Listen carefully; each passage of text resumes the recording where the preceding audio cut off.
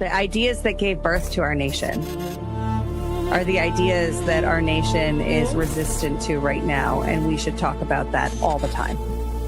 In a world where narratives are shaped by corporations and gatekeepers, independent voices matter more than ever. Badlands Media brings together citizen journalists, researchers, and independent thinkers. The truth is triggering. Question the narrative. Explore the facts. It's authenticity, courage, resilience. Search for the truth others won't. It's not about being first or being right. The information war is changing. It's about being authentic. Embrace the friction. Embrace the friction. Shut the f*** up. Authentically antagonizing. Join the movement. I'm going to say how I feel. Follow Badlands Media. This is about the future. The Badlands, what are the Badlands? Explain those Badlands. That's a hell of a name.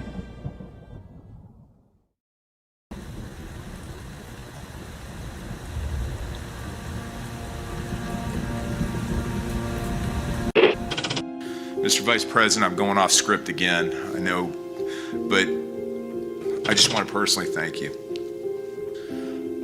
We've been through some stuff.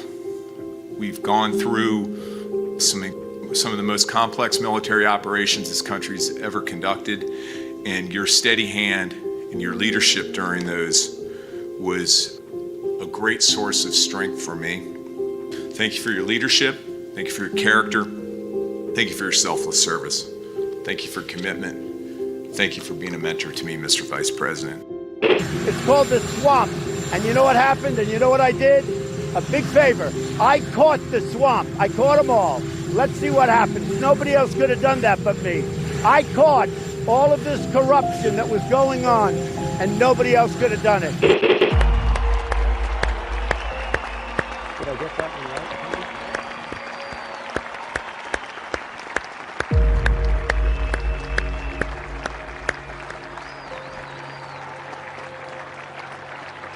Declares the joint session.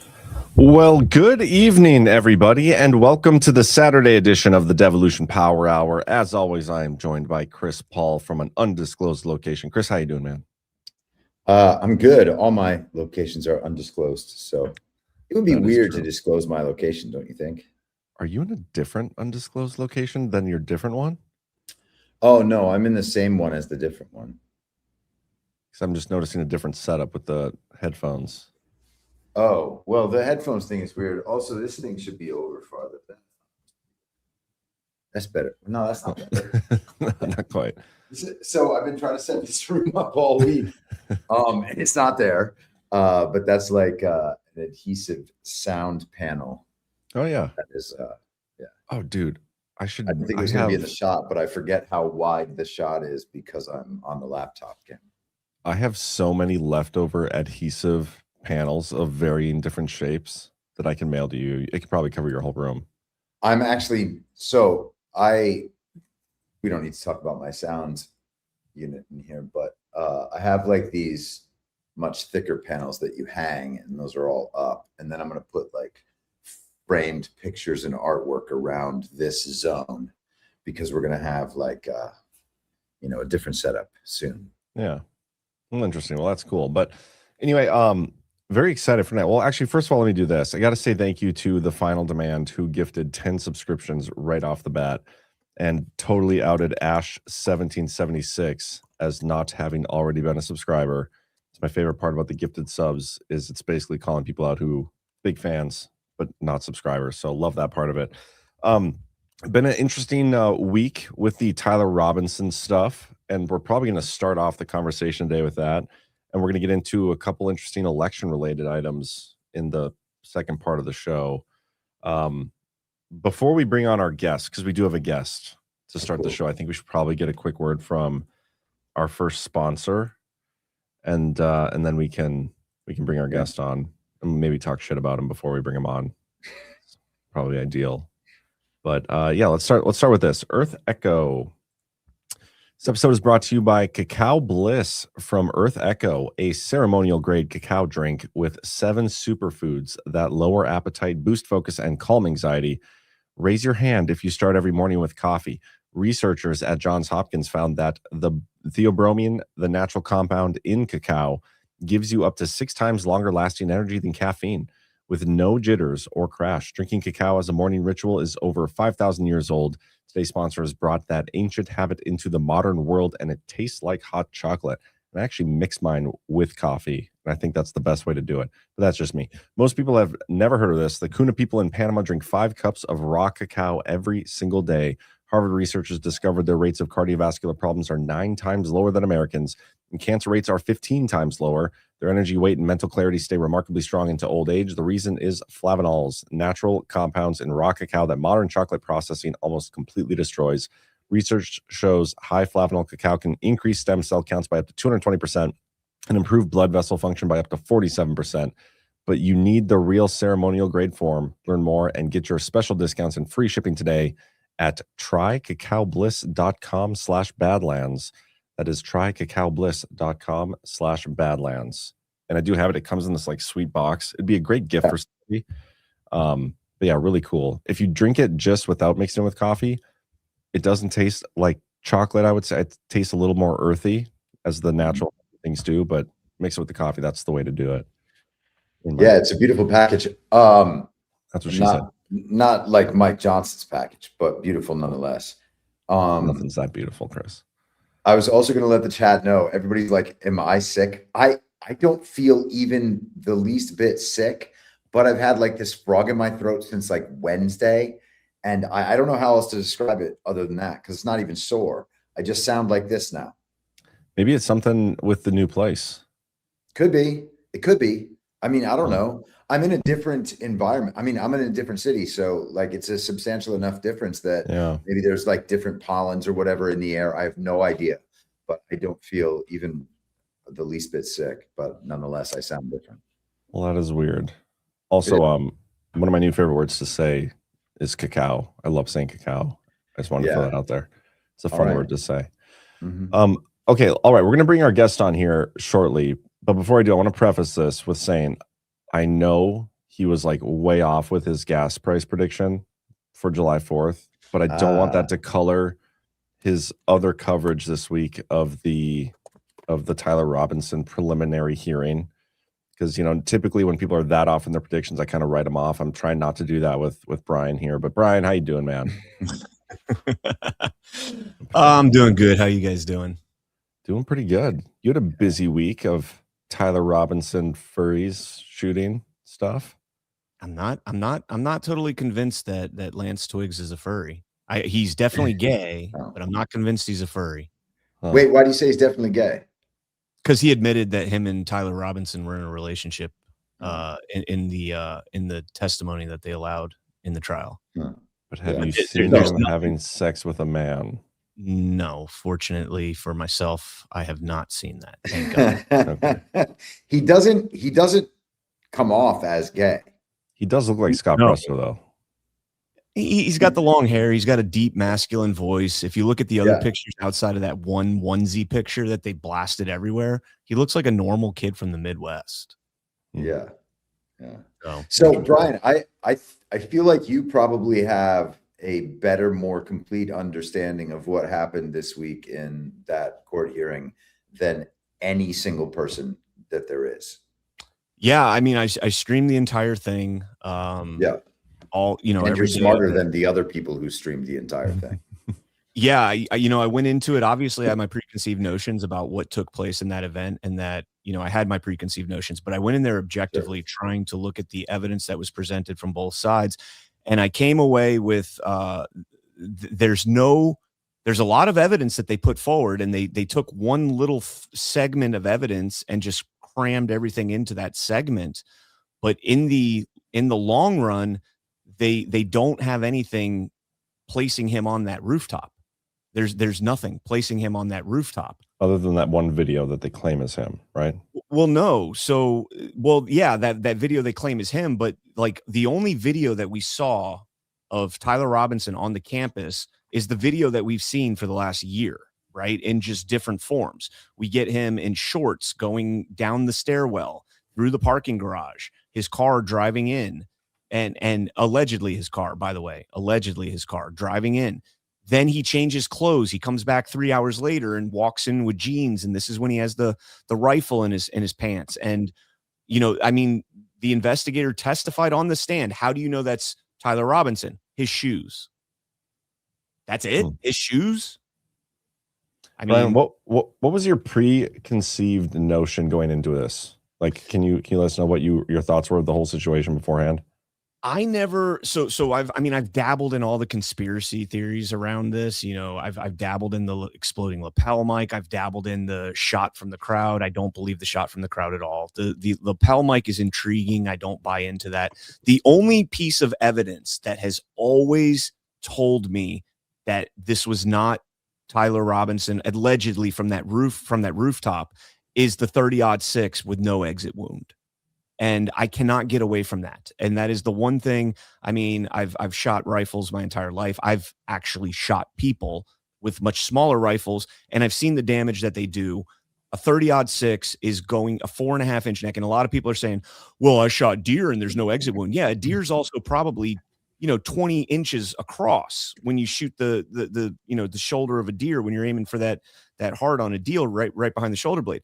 That's 20 inches across. You're talking about 4.5-inch human neck, right? And for there to be no exit wound. So that was always the one thing that said there's something fishy here for me. Sure. Okay. Well, that's good. And then so going into it, I mean, the coverage this week, I didn't really pay much attention to it, but I was paying attention to the social media influencing surrounding it. And it doesn't seem like really anybody who went, like, because I'm thinking of the Candace Owens side versus the TPUSA or Kirk side. I didn't see anybody change their opinions of what they thought ahead of time, but it really comes down to for me, especially the last day, was the video that like Jack Posobiec and Benny Johnson came out, and they both did like these emotional, like, we saw video, and it very, very clearly is Tyler Robinson, and it was just like the courtroom was like gasping and like this super dramatic interpretation of what went down. But it's a video that just so happens that day we were told no more media stuff showing the exhibit, so nobody else gets to see it.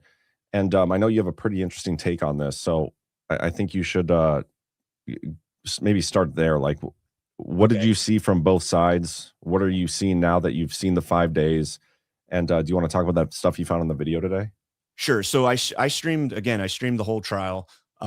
Going back to day 2, there was the 12, it's called Exhibit 12.4, and they showed this to everybody. The people saw it. It's the rooftop. It's a compilation of the rooftop, the stairwells, him pulling into the parking garage, all of that piled into one video. Then there was another video that was 12.1, Exhibit 12.1. And this was they called it an enhanced video. And by their own definition, and John, I sent you the video of them defining what enhanced means in Telegram. I sent it to you if you want. It's 3 minutes. I can explain. Do you have it up on your Twitter? Can we just share your screen? No, I don't have it on Twitter. I haven't posted that on Twitter.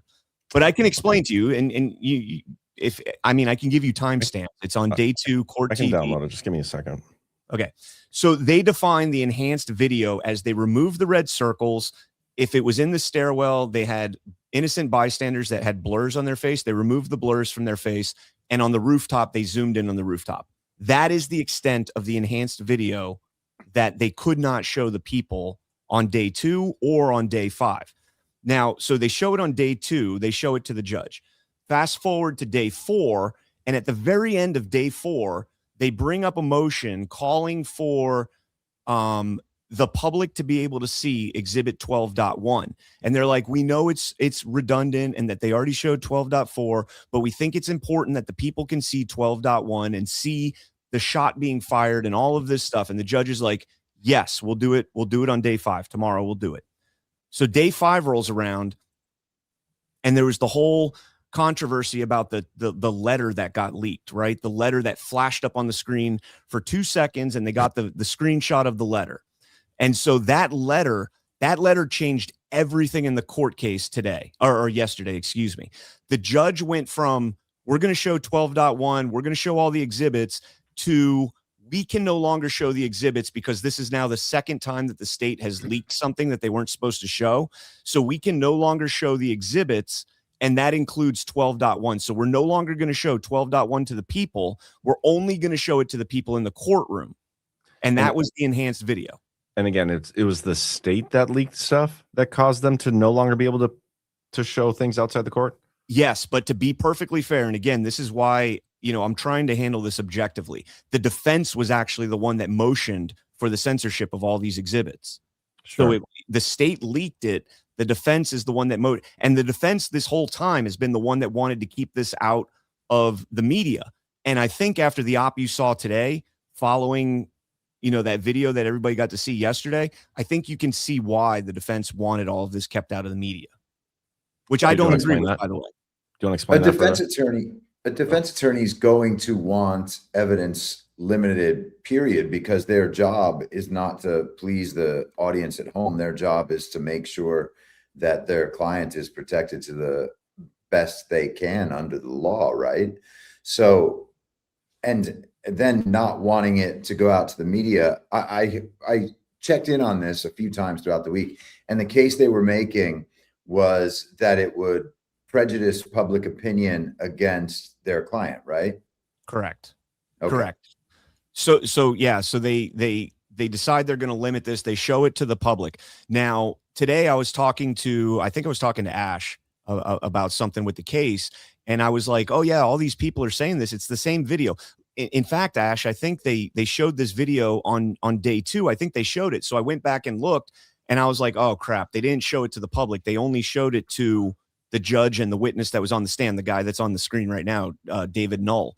And so I was like, oh, well, crap, they didn't show it.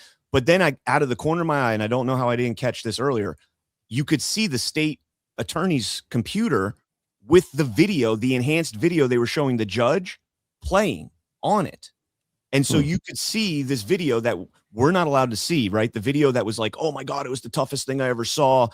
And you could see it on the attorney's screen. And it's not at all what these mainstream influencers were telling us it was at all. Well, let me play this video. And which one is this now? This is Tuesday?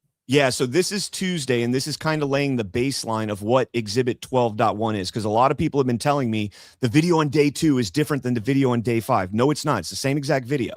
They just showed it only to the judge on day 2, and they motioned on day 4 to show it to everybody. Okay, here we go. Let's return again to what's been marked State's Exhibit 12.1. Again, you've reviewed that video. Yes. And the difference between 12.1, or what's been marked as State's Exhibit 12.1, and 12.4 are, if I understand you correctly, are these enhancements that we've been talking about. Yes. And specifically, what be specific about the enhancements, and let's go one at a time. Okay. I think there's a reference to either red circles or red highlights. I think correct. That's how Mr. Olson described it, red highlights. Yes. Do you know what he's, or what is he referencing by the red highlights, or what do you believe he's referencing? I believe he's referring to red ovals or circles that were placed over the image to identify specific individuals of note. And these red circles, are they permanent red circles? Are they temporary? I'm different. I would assume they are temporary. I'm not very technological, but I believe they would be overlaid over the image. And this is a bad question. What I mean by that is do they appear and disappear quickly, or do they linger or last for a period of time? They're there for a notable period, but I believe they come off the video. All right. And other than, well, and you said that the circles, what do the circles do? They identify an area or a person of interest within the video. And other than do that, do the circles or the highlights, do they do anything with regards to the video itself, as far as its accuracy? Not to my knowledge, no. Okay. I think the next enhancement that has been mentioned, that we've talked about, is there's some blurring. Yes. Do you know what that? Tell us what that is. What blurring do you see in what's been marked as State's Exhibit 12.1 that you now don't see in 12.4? If I recall, there were some individuals in the parking garage footage and their faces were blurred.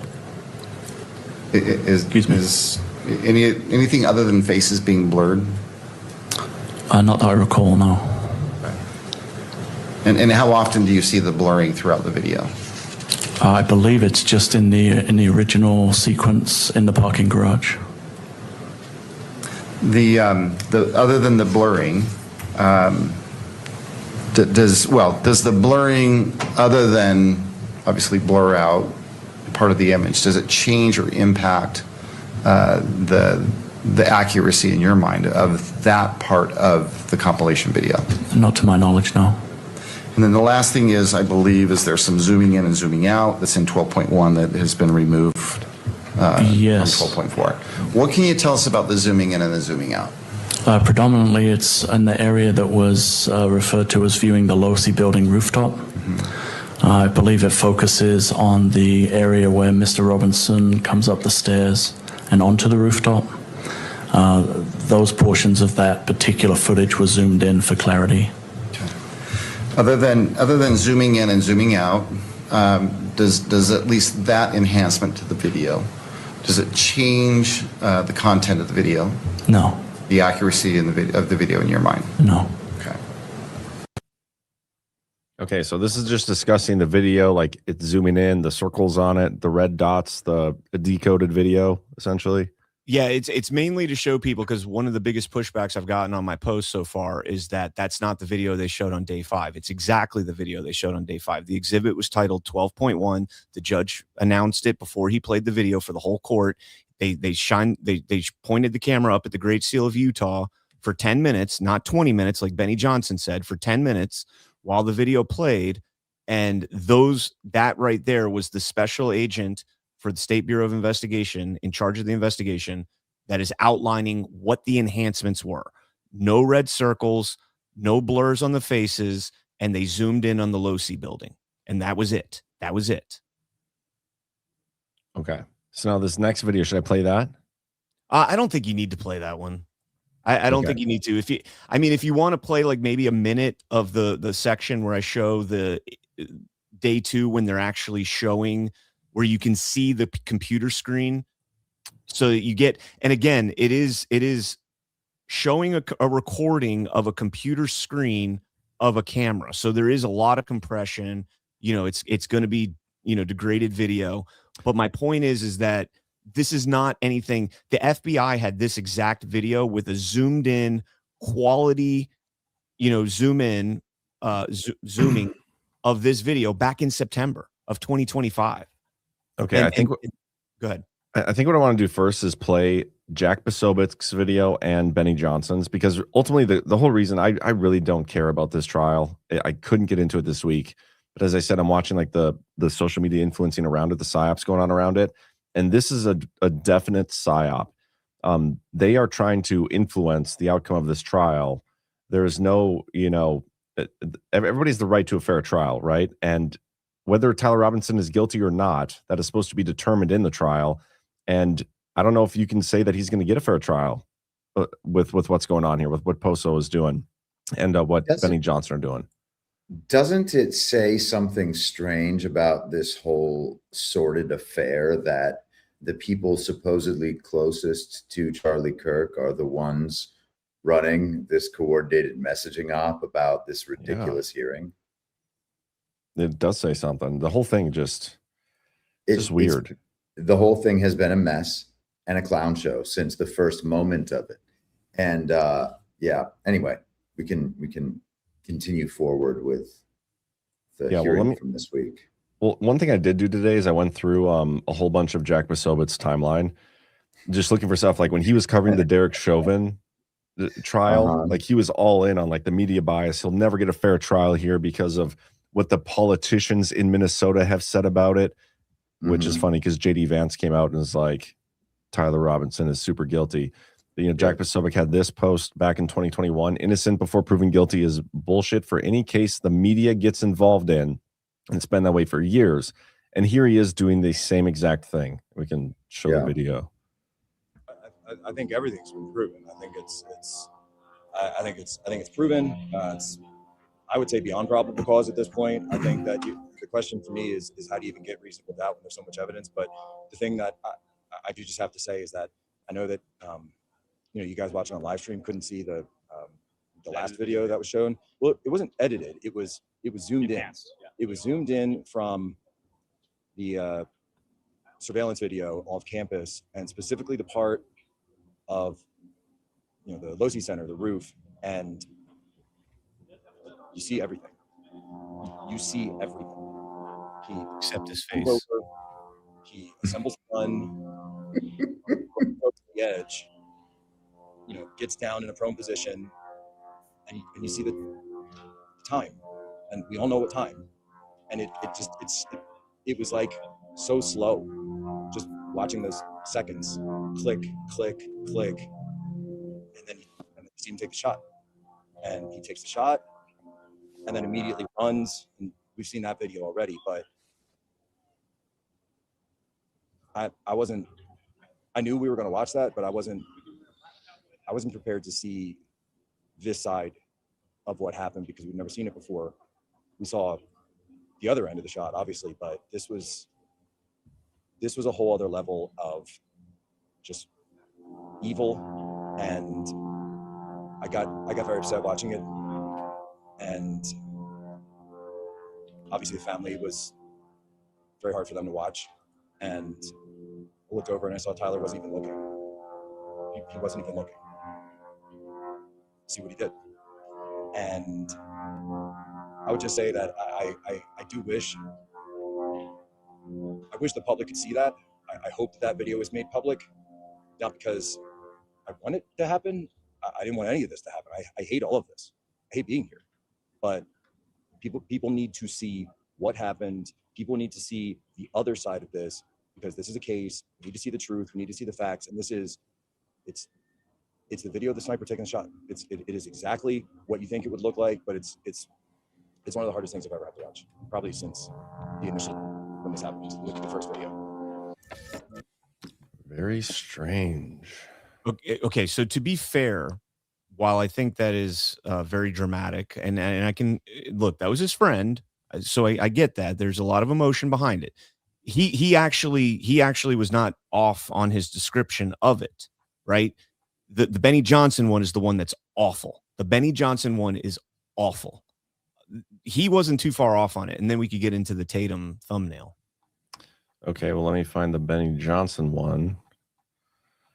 Oh man, I've had to show more Benny Johnson clips the last like 3 days than I've had in a while, and it's been it's from, okay, you got it. Okay, yeah. We're outside of the 4th District Courthouse here in Utah. The Charlie Kirk preliminary murder trial just wrapped, and we were there and witnessed everything. And you have to hear this because it was devastating what we watched. And the judge ruled that you can't see the high definition quality video 4K of Tyler Robinson committing the murder of Charlie Kirk. But we saw it. They played it on giant screens. There is no high quality, high definition 4K video of Tyler Robinson committing the murder of Charlie Kirk. Period. There is that statement right there from Benny Johnson is categorically false. Even if that video is in 4K, it's just zoomed in. You can see from the video that we have leaked, it's still pixelated. It's still crap quality. He's still a little black speck. There's no possible way you could even tell his hair color, nonetheless, whether it's a man or a woman. You know what that makes me think of, Brian, is how Trump keeps truthing out that he has Space Force satellites that can see like your fingerprints from space or whatever. That's so funny. I wonder if that's going to come into play at any point. So wait, let me just make sure that I'm understanding this properly.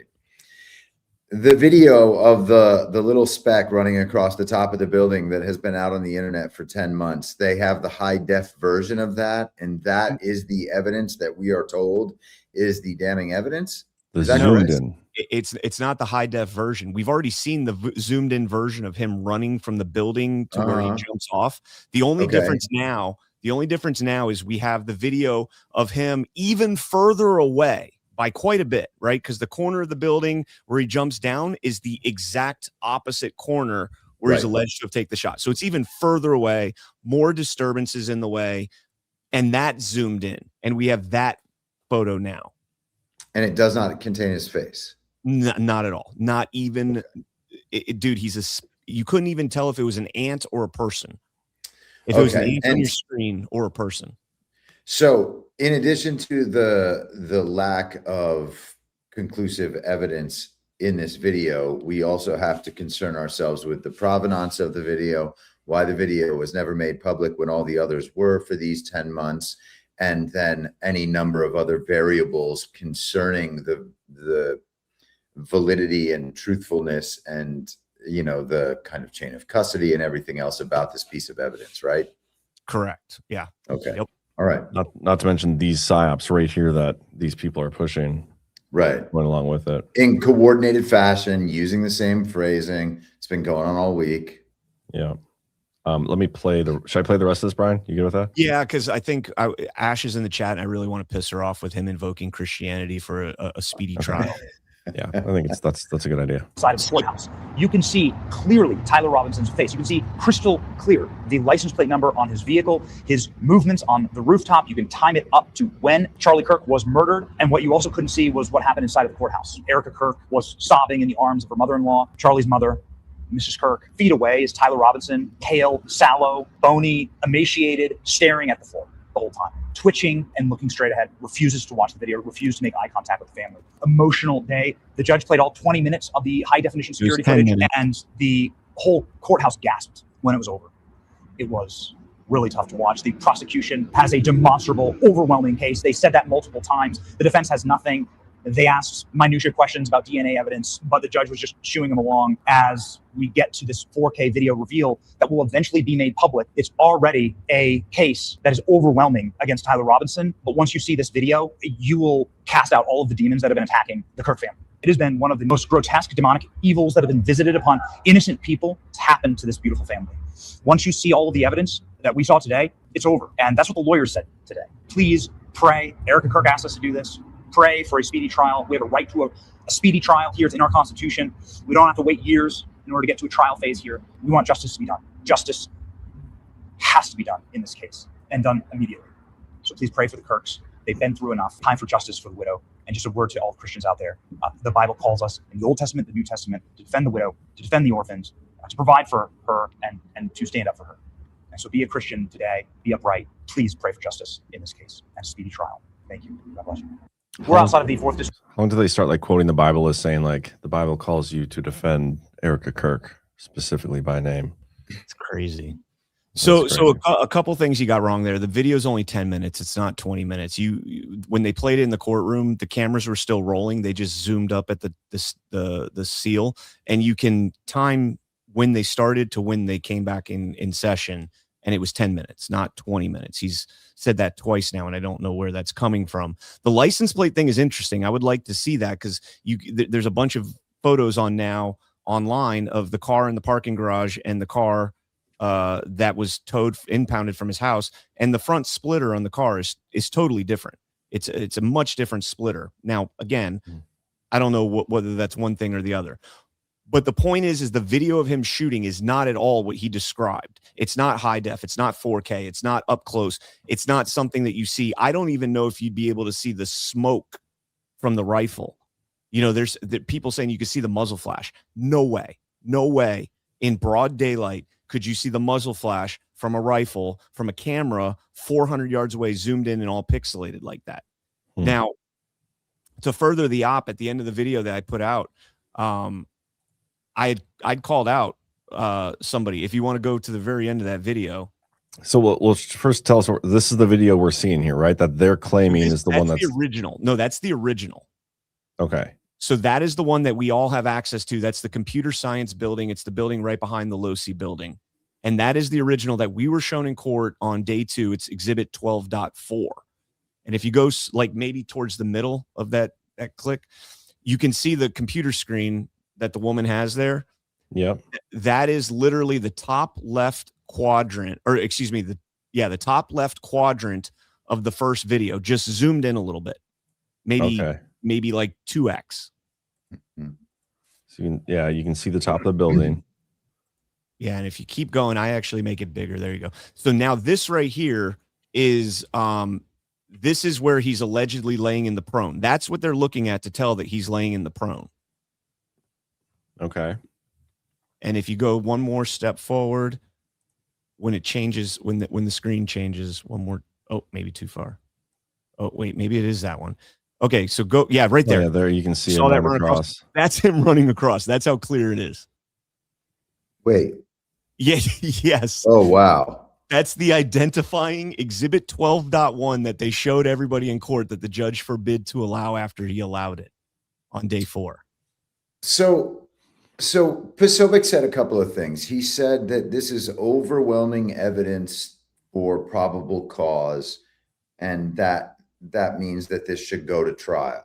Now, that's an entirely different standard than proving guilty beyond a reasonable doubt, of course, but then he immediately mentioned reasonable doubt as well. And so, I understand that for a lot of people who believe that the Patsy story is the story of a real killer and that the stories about his relationship are all valid and important and suggestive of his guilt and all the rest, they've accepted the story that's been given to them from the authoritative sources and the official sources, and then repeated by acquaintances and friends of Charlie Kirk. So they have this story. They're already committed to that story. They've probably argued about it online for a really long time. And then we get to this hearing this week that Steve Bannon, as we discussed yesterday on Daily, has presented as like a public grand jury. We are meant to watch this thing and really try to focus in on what it is that we are being presented, and then determine for ourselves whether or not we believe this person should be put on trial for murder or assassination or whatever different charges they've handed out to him. And the standard of evidence we're using is a series of videos where you can't see this person's face. And there's not a single piece of evidence that would convince anybody who's just coming to this for the first time that they have definitely got their man. The only thing that convinces people of this is the confirmation bias of having already accepted the conclusion before, and now believing that your conclusion is confirmed because the evidence you already saw is being presented in front of an official body, and there's a coordinated mass marketing messaging campaign to support the conclusion you already have. That's what we're dealing with here. Yes. This is incredible. And I think, Chris, the effort behind that is to push them into, I think we're going to see a plea deal offered here with the death penalty off the table. And I think they're trying to push him into taking that because, to be honest with you, and again, this is not a trial. I think I know for certain that this has risen to probable cause, and that's mainly because of Lance Twiggs' testimony, which they were not able to cross-examine. The text messages, which there's a lot of discrepancy about whether those are legit because of some issues like spacing in the text messages and stuff. Like the text messages, the two bubbles are like touching, and on iPhones, when you text like consecutively, there's a space between them. But if you look on their text message, they're clearly the bubbles are touching. And it's like, wait, no iPhone has touching bubbles in them. Plus, he has his own name in his phone as Tyler. No, that's in Lance's phone. Oh, are you sure? That's Lance's phone that they're showing with that confession. But so another thing that's interesting, like, so in this testimony that Lance Twiggs is giving, and he's not able to be cross-examined, he says that him and Charlie rarely talked about politics. They never talked about Charlie Kirk. They never really talked about transgender and gay LGBTQ things politically, but they did talk about from time to time Trump and policies that he was trying to implement. So how do you, like, this would be the first gay 20-something-year-old couple with maybe trans, maybe furry ties that is talking about Trump policies, but not LGBT. And Tyler Robinson was so weaponized that he said, I had a chance to take out Charlie Kirk and I took it, but you never talk to your boyfriend about Charlie Kirk ever. Like, that was his words. We'd never talk about Charlie Kirk. So explain that to me. There was another really interesting thing, and I this is the first time I'm going to say this publicly, that I caught in the trial that I didn't realize until now. The ballistics expert that testified about the round they recovered from Charlie Kirk said that the bullet, they got the bullet that had fragmented, the petals pulled back, and she took a diameter reading of the base of the bullet and said that the base of the bullet was between, I'm going to fuck up the first number, but the second number, screw up the first number. I think she said it was 0.287. It was in a range of 0.287 to 0.301. Now, here's the problem.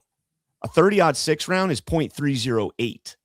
So a 30-06 round, the diameter of the base of that bullet is outside the scope of what ATF produced in that ballistic examination. So what's the implication of that? It wasn't a 30-06. I mean, the margin of error that she gives there, 0.287 to 0.301, is supposed to account for any damage to the bottom of that round. So is that this clip? The bullets with engravings that were recovered? No, that's the one where he wrote on the casings like the trans quotes and all that. I don't have that Dude, clip. isn't it crazy how you see all those pictures of like IDF soldiers having engraved their missiles and whatnot? Bombs, yeah. Isn't that part of the it was Israel conspiracy? Well, I mean, I'm trying to stay objective here, so I'm not getting. No, I know. I know. I've followed this kind of passively over the last 10 months because you can see it's just like a battle between these two info ops. And the it was Israel thing is the fact that Israel is like a base and center point for the global regime is undeniable, which means that they are going to, it's like a control space for the global entity. They're going to be involved in everything, just like the United States is involved in everything. And so to then say, oh, it was Israel, oh, it was the United States, oh, it was whoever, that's always insufficient because it's actually something much bigger than that. And, that's, you don't go far enough if you say it was Israel or it was the Jews. There's more to it than that. And the more to it is where we ultimately need to get, because they like it when you operate on these lower levels if you're not able to get to that last level. And so what we've seen is two totally insufficient explanations at war over what happened when both of them are wrong. It's been so dumb to witness it this entire time. And I guess maybe hopefully it's coming to a head because it doesn't seem like all that many people are buying into this. But and of course that's the situation because all the money and all the coordinated messaging goes exactly in the opposite direction. And none of that would be required if what we were seeing was actually convincing on its own. These are all social incentives that people are responding to. It's incredible. Yeah, this entire thing boils down to what side of the tribe are you on? Which tribe are you with? Are you with the Candace Owens and the Ian Carrolls? Are you with them, or are you with the Posobiec's and the Benny Johnsons and the Andrew Colvetts? Or are you with them? I've been called on both sides, right? Mainly on the Candace side because I'm questioning the narrative that's being put forward. And I'm like, I have nothing to do with Candace Owens at all whatsoever. But Bright, that's also because the conversation on Twitter, you have to be one or the other. They don't even understand that there are people who don't believe in either of those stories. It's this thing, except instead of cheerleaders, black pillars, it's like you're Team Candace or Team TPUSA. Exactly.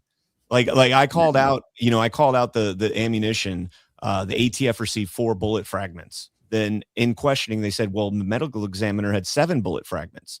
Where are those other 3 fragments? Don't know.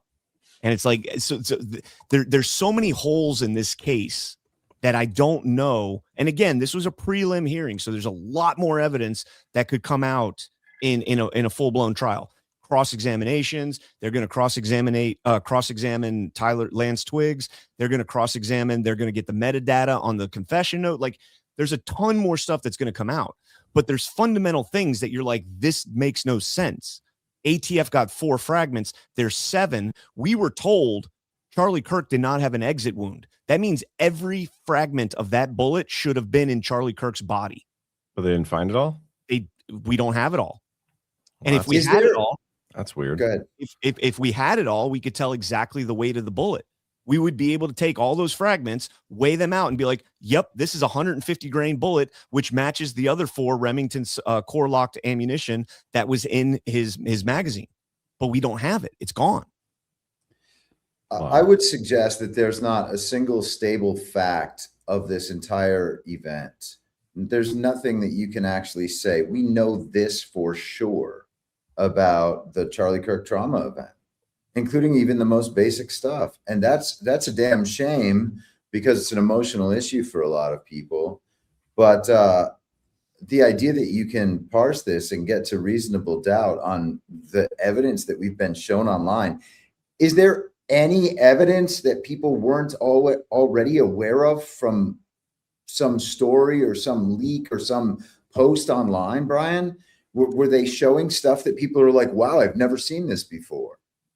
I think the bullet fragments, the diameter of the bullets, the DNA, the STR mix being inconclusive. The one thing that was really interesting, they had a phone call, or excuse me, phone data that tracked Charlie Kirk to this woman's, or Charlie, God, I keep saying Charlie Kirk, Tyler Robinson to this woman's house. And, they said, well, Tyler Robinson was within the vicinity of this woman's house at 12:30 on September 11th. So the day after at midnight, essentially. And then they completely neglected to mention that the woman whose ring cam caught that told the police in the statement it was a bald guy driving the car with 3 other people in it. And in Tyler Robinson's, I keep saying that, man. In Tyler Robinson's car was a bald guy driving with 3 other people in it. But the investigator said his phone was in that area. And so again, that's just another one of those WTF questions. I think they don't want this thing going to trial because I think there is a possibility that they can, and I think there's absolutely a possibility that they can prove this beyond a reasonable doubt. And they don't want that to happen, because if this gets proven beyond a reasonable doubt, they're back at square one and there's no accountability for Charlie Kirk's murder. And what do you mean if it gets proven beyond a reasonable doubt? That would mean Tyler Robinson. If it doesn't get proven, if it doesn't get proven beyond a reasonable doubt and he's found innocent or found not guilty, then we're back at square one. And these people don't have accountability for the loss of their friend. And, I'd say, well, I know Charlie Kirk, when he was alive, he would want due process. He would want the Constitution upheld, 6th Amendment, 5th Amendment. He would want everybody's rights upheld and a fair trial. And he would want justice for anybody that did something like this. And the fact that people are saying this guy's so guilty that as a Christian, you have to prosecute him now, speedy trial, do it now, is insane, because that's the exact opposite of what we should stand for in this country. So 5-6 years ago, we had the mirrored version of this, which, as John mentioned before, or maybe it was you, Brian, the George Floyd incident. That was the Derek Chauvin trial was a farce. Mm-hmm. That entire thing was a farce. The cases are actually very similar in the total lack of stable facts about absolutely all of it. And what we had at the end of that trial, I think there was like a pink-haired chick who, wasn't there something about the jury, the tainted juror at the end of the Derek Chauvin trial? She was like some pink-haired girl that was like responsible for being the final voice in the verdict. Again, a total farce, and we don't have to try to pick that apart. But these things are mirrors of one another. I mean, we're dealing with the same thing all over again. And these people, again, were at the forefront of pushing the controlled opposition reverse version of the George Floyd and Derek Chauvin thing. It's the same people running the same info op every damn time, which is like why it's so annoying to still have to battle through that last layer of people being like, no, these people are our allies this time. No, they're not. These people are hoodwinking you perpetually. It's the same people too that were participating in the Bindergate op, right? Yes. And like, what did everybody think of that? Yeah. And then now they're on the same side of of the argument here. It's also stupid. They're all hypocrites. It's just annoying. They're also heavily promoted. They're also heavily promoted on X, formerly Twitter, and they're doing all the widespread breaking news posts whenever we get new war stories. Which we have tonight with more bombing, and the Strait of Hormuz closed once again for the 600th time. Sorry, Brian, I cut you off. No. So I was going to say, I think maybe now I can take, I wear this. I'm going to pat myself on the back a little bit for this one, because I think this was me. If you pull my video back up, at the end of the video that I had at the very end, maybe like the last 10 seconds. Yeah, right there. So I called out this. Can I just play the video? Yeah, you can play it. You do. But I want to show you guys what Officer Tatum, who saw the video, was in the courtroom, and this is the thumbnail for his YouTube video about what he saw. And tell me if you think that's an accurate representation. Tell me if that's an accurate representation. Tatum with this bewildered look on his face, horrifyingly sad, this zoomed in. I mean, I can see the rifle. I can see the bipods. I can see the hat. I can see everything. That is not at all what was presented in this video. That is a gross misrepresentation. Just thought you guys should know that. Follow me, rumble.com/CanCon. Oh, I should have cut it off before you said. Oh, you could put, wait, just finish it. Finish it. Come on. Badlandsmedia.tv. I was joking. There you go. See? I give Badlands props too. And then he changed it, huh? He changed it. He changed his thumbnail after I don't know that this was because of what I said, but he changed his thumbnail to that. And that's much more accurate. That is much more accurate. What I saw and then what I saw. And it's the guy running on the rooftop. A little blur, a pixel running on the rooftop. Well, that's interesting there, because I mean, you could look at that in a way, or in a sense, that that's like tacit confirmation that these people are misrepresenting the entire thing, and they're doing it deliberately. Maybe he's like, oh shit, maybe I'm gonna get in trouble if people are catching on or whatever. I should probably keep some of my audience from finding out I'm a total fraud. You know what I mean? Like, do you view that as an admission that they're running a psyop here? I don't know that it's an admission. I think it's an admission that they put something out there that was pure, utter propaganda and not in any way, shape, or form indicative of what they saw. And it was clickbait, and they got called out for posting clickbait. And that's what it was. It was clickbait. And, we saw, I think Posobiec came out and put a post up like, so you're telling me that Tyler Robinson just drove to Orem, Utah for Chick-fil-A and Dairy Queen? And it's like, there's a pivot. You went from he's definitely guilty to beyond a reasonable doubt to so he just drove there for Dairy Queen. Like, this is when you get in a fight. It's a red herring too. Exactly. That's exactly what it is. And it's a pivot. And now I don't know if this was a result of this or not. Benny Johnson still got his stuff up, and I don't think Benny Johnson is going to be using any of my X posts anytime soon in his videos, which he's done many times. I'm probably blocked now, but I don't Shouldn't be proud of that. That's super gay. Very proud. Truth, man. And that's what it boils down to. And, I had this conversation with Ash earlier today, and I'm going to look at this objective, and I'm not going to take sides on one side or the other. I'm just going to tell it how it is. And I might be wrong on some things. Me and Alpha have had some pretty intense debates off air. So you guys think it's intense on air? It's more intense off air. And I'm standing my ground, man. What's Alpha's take on it? I mean, we could have him on sometime to give his piece, but he was supposed to be on OnlyLands last night, and he backed out last minute. And I feel like it's because we were probably going to have this conversation. It's probably like CanCon's going to be there. I don't want to talk to CanCon about this. Yeah, Me and Alpha love each other, by the way, guys. Does he believe the official narrative? Which is fine. I know a lot of people do.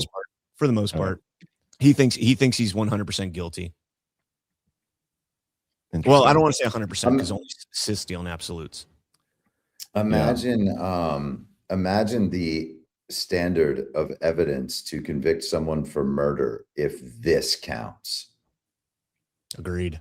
It's like you do not care about any of the principles, the foundational principles of our system of justice or natural law, if you support that position. And I'm told that he used to be a cop. Yeah, we should probably like have this discussion with him. Yeah, I don't want to. Instead Yeah, of- I want to include him in this if we're going to do this, because I think it's fair. Because I love Alpha to death, man. He's my brother from another mother of another color, and it's only fair that he has a voice in this. Oh, fun.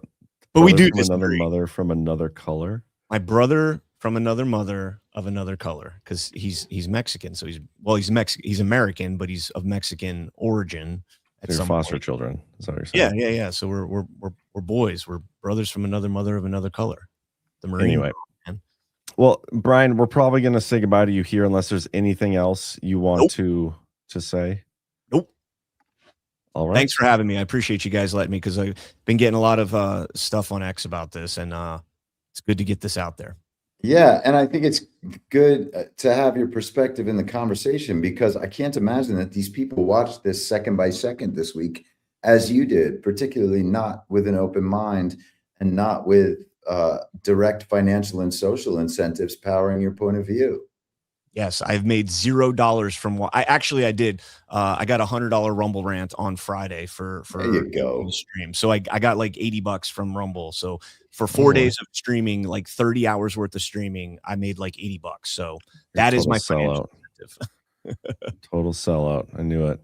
Anyway, thanks, man. We'll catch up with you again maybe next week if anything changes. Well, I guess the trial doesn't start till September 1st if the judge allows it to go forward. So no. The decision on whether there's probable cause or not will be September 1st, and they will be permitted to submit briefs, like essentially closing arguments, and there will be a 4-hour hearing on September 1st, and I will stream that as well.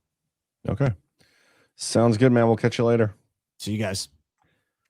Later. I think I want to get to our next sponsor real quick, and then maybe our next two sponsors, and then we'll get into the second half of the show, which will probably be pretty election focused.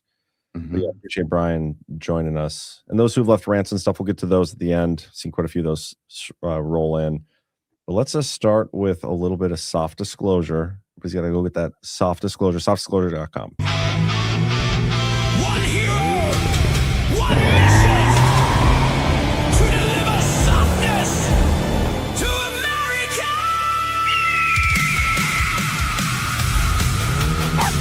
No, Chi-Chi, we can't stop for snacks, dude. We have to deliver all of these soft disclosure gift cards. He goes by Zach Payne. The motion detector.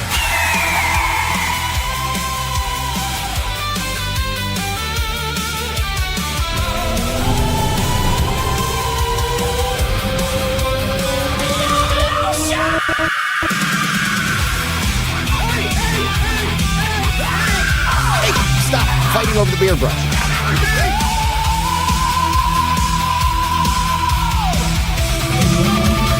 Life finds a way. Hydrate your elbows. Moisturize your soul. Feel the rhythm together. You feel alive and let the lotion roll. Soft disclosure. Hear the cry. Maximum softness. Do or die. Muffin, hit it.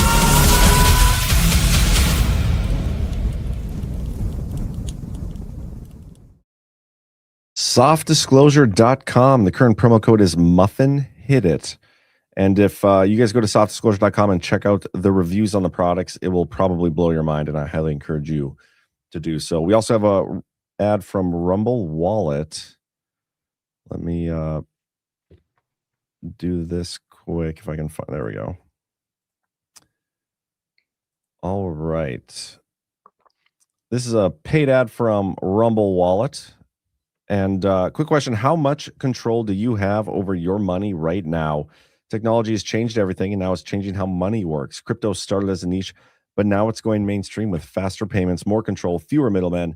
And this isn't just hype, it's where things are going. And getting started today is easier than you think with Rumble Wallet. You can buy Bitcoin, hold dollar-backed stablecoins, even own digital gold backed by real gold, all in one place. It's a non-custodial crypto wallet, which means you, not a bank or a platform, control access to your funds. Setup is simple, connects with MoonPay so you can use your debit card, credit card, or bank account and be up and running in minutes.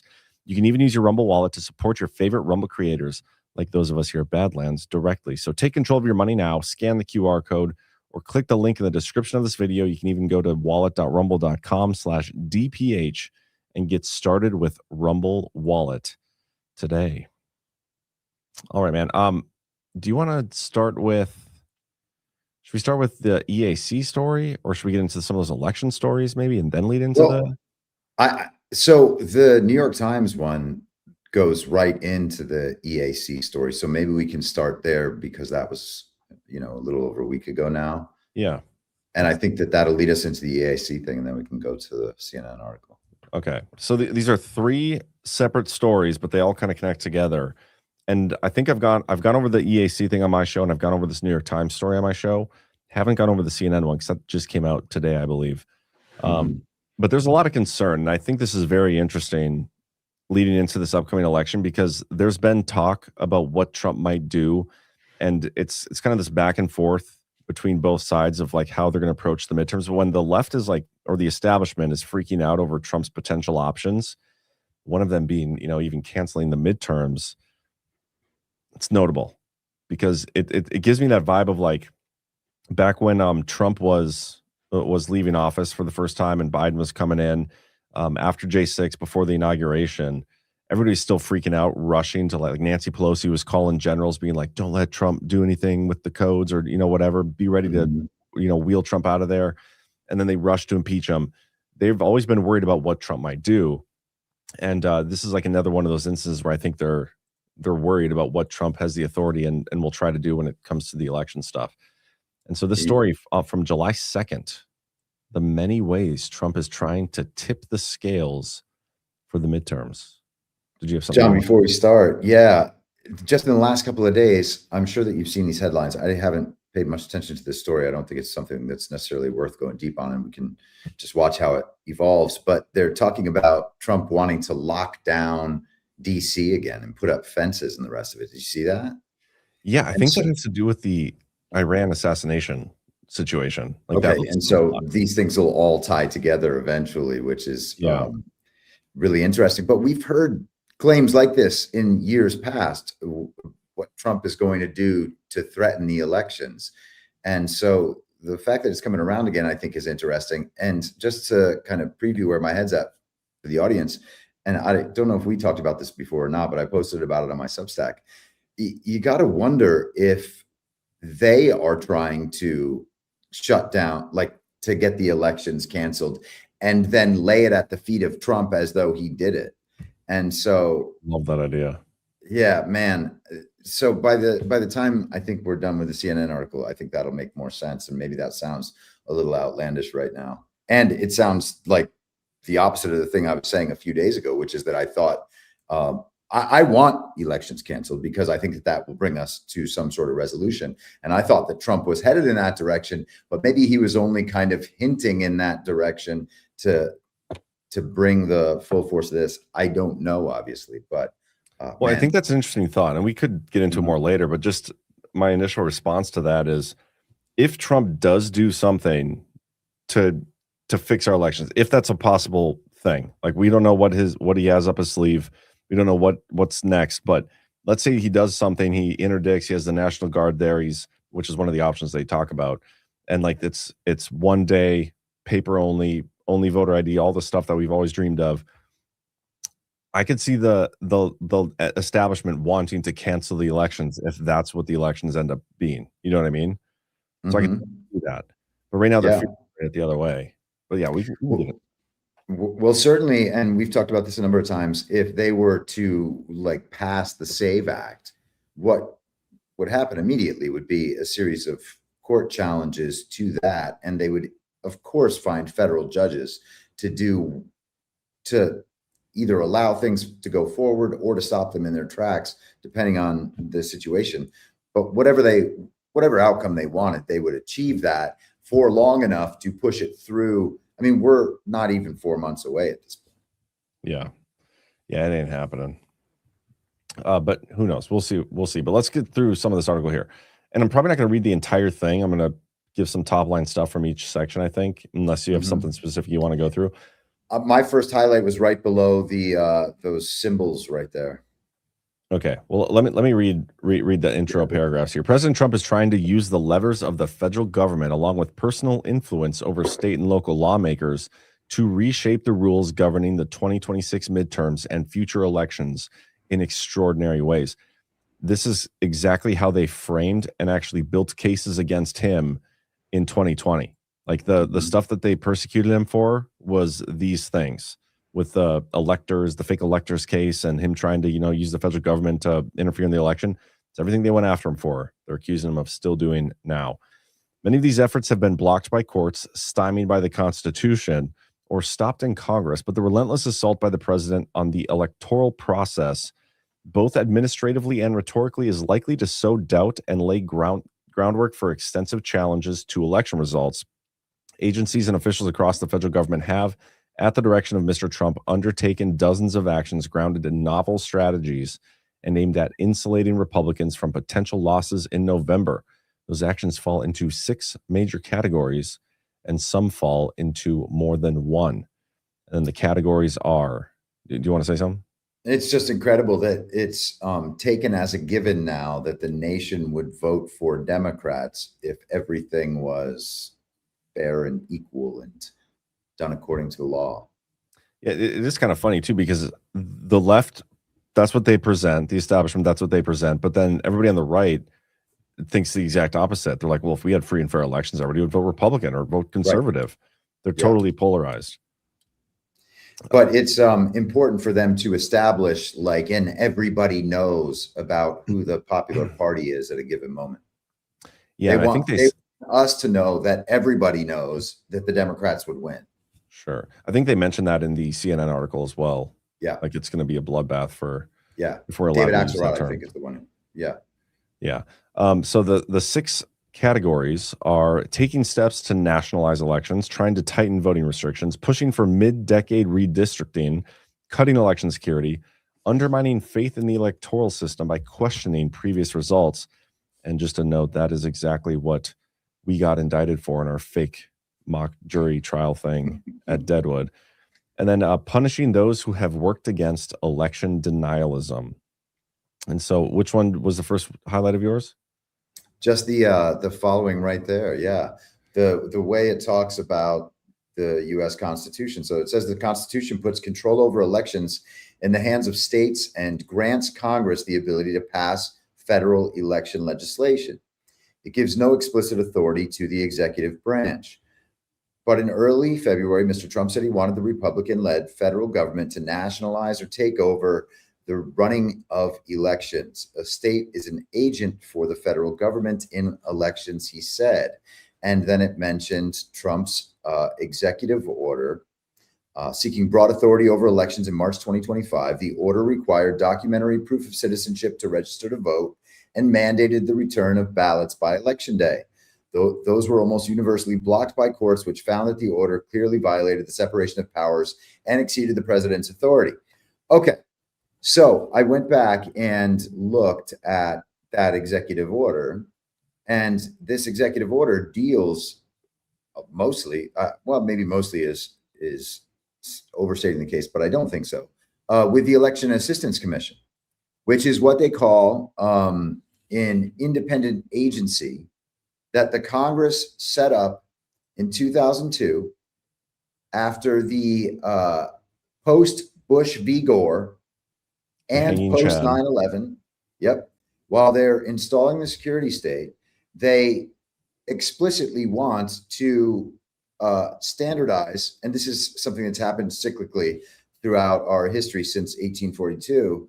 They're trying to create some standards and regularity for the election processes from state to state. So they are centralizing the state's authority over elections and moving it into the federal government.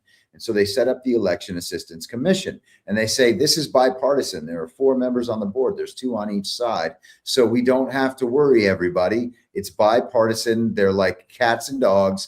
The only time that anything will ever get passed is when your needs are represented and your needs are represented. So don't worry, this is perfect. Now, last week we talked about the slaughter decision. So the mail-in ballots go against Trump, and the mail-in ballots have to be received by election day, I should say, goes against Trump, but he gets the slaughter decision. And what do we see him do this week? Fire board members on the Election Assistance Commission. So now they can't do anything. I thought I said it wrong for a second.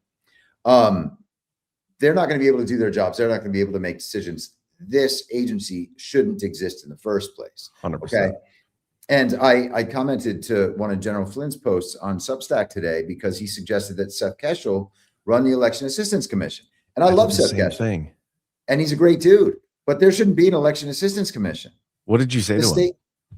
That's basically exactly what I said. And I said elections are not rigged and stolen. They're fake.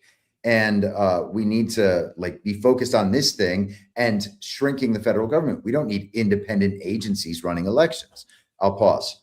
Well, I said the same That's so thing. Funny. Yeah. 4 hours ago. I probably sent it about the same time. Yeah, I said Seth is great, but we should be seeking the dissolution of the EAC entirely, not seeking new leadership for it. Leaving any of these corrupt agencies intact, even if it's with different leadership for now, will only allow the possibility for the bad guys to get back in later. That's funny. Nicely done. Yeah, you as well. You should pull up yours, I'm sure. Well, let me see if I can find it. But what I think is interesting about the EAC, and you're absolutely right about this executive order, it calls on them to establish guidelines for a voter ID. It also talks about them withholding funds for states that aren't implementing the right or adapting to the voter ID registry and stuff. Then it also talks about them updating their voluntary voting system guidelines to prevent any of these voting systems from using a QR code ballot. And none of this stuff was ever done. They didn't do any of this stuff. They're supposed to recertify voting systems under new standards. They haven't done any of it, as far as I'm concerned. And if you think back to 2020, it was actually in 2022, they came out with a report. Do you remember the CARES Act and all the funds that came with it? And the EAC got $400 million to divvy up to states for COVID stuff to help with the elections. And the EAC spent a majority of that on helping states boost their mail-in ballot voting apparatus all across the country. $400 million worth. Yeah, the Zuckerbucks, that was a separate thing. This is the EAC using tax dollars to boost the fraud. I wonder when it's specifically the mail-in ballot thing, because I feel like there's something going on with the post office actually tracking these. And obviously, I'm not breaking news here. Trump has talked about this before. But, if you wanted to increase your ability to do that effectively, you might encourage them you might say, hey, go ahead, improve these systems, and then use those systems against them. But if you want to respond to that, by all means, go ahead. No, keep going. Because I want to go back to what we were just talking about a minute ago. So Trump's executive order, they may not have done everything or even anything in the EAC, which is fine because the EAC shouldn't have any authority. Agreed. But Trump's executive order was him directing an executive branch agency. Yes. And they like to pretend that that's not true, that that's an independent agency doing its work independently. Well, there cannot be independent agencies because it is a violation of separation of powers. You have the judiciary, the legislative, and the executive, and an independent agency does not exist in any one of those. And that's the problem with it. So Congress sets it up and they say, well, here's this independent agency under the executive, because they can't have it under the legislature and they can't have it under the judiciary. They can only set it up under the executive, but then they say the executive is not allowed to run it. So that means that the executive, the chief executive, the chief magistrate of the country, the head of the executive branch, cannot tell his own agencies what they're supposed to be doing. So the president can't set the agenda of the executive. And so again, these court decisions make it clear that you can't have the situation I just described and that he actually can get rid of those people. So he directed them to do something. They didn't do it. And now he's gotten rid of them. And he knows that they're not supposed to do anything in the first place. But what the media is trying to obscure in the way that they are, or obfuscate, I should say, in their presentation of this is they're trying to they're trying to make it seem like Trump doesn't have the authority to do this, and that him directing the EAC or firing members of the EAC is itself election interference. He's just running the executive branch. They're mad that he wants people to work in alignment with his agenda. It's crazy. Yeah. No, I agree. The media freak out over this. It's actually been kind of quiet in terms of the I guess I haven't seen any the left freaking out over Trump's firing these people. I thought there would be more like freak out, but I haven't seen it yet. Maybe it exists and I just haven't seen it, but it's kind of flown under the radar, which I think is interesting. But for this to be the first move that Trump makes after the Slaughter decision came down, I think that's very interesting. That's it right there. Yeah. And I think maybe their work is done sufficiently for what they expected. I think that they're probably concerned with the immediate effect on the process for the fake midterms. And if they're planning on getting them canceled anyway, of course, they're not going to care that much about the EAC's effect and the fact that board members are fired. And then as long as the agency doesn't go away and it sticks around, if they're able to seize power back, well, they can just start it right up and use it again. But I think we're seeing something much deeper going on from the Trump side. And I think, I agree with you. That's the interesting part of it. Well, I wonder if this could get to a situation where the midterm result or everything is just so like muddy and mucky, if we have them, that everybody who's been calling us election deniers or whatever ends up being like, oh, there was foreign interference. There's no EAC or CISA protecting our elections anymore. Of course there is interference in these elections. Like, that'd be an interesting timeline to be on as well. I don't know. I hope we don't freaking have them. Man, today was the first day in a while that I was like, oh, well, the rug is thinking that elections are going to be canceled. So we were on the rug that everybody got mad at us for being on ahead of time. That they were going to be canceled? Yeah, because we were the first ones talking about elections being canceled. You were the first one, I think, to bring it up a year ago, and we've been talking about it ever since. Well, Trump said it himself a couple of times, to be fair. True. That's like why I actually paid attention to it. Yeah, that's very true. But now you think it might be wrong. I don't know. We'll talk about it when we get to the CNN article. But He's going to do whatever he needs to do. And I hope he does. Back to this. This is the wrong one. I'm going to skip through some of it. Trying to tighten voting restrictions. His attempts to use executive orders to change elections have been largely blocked by the courts. And he has issued a lot of executive orders. None of them have been codified by Congress.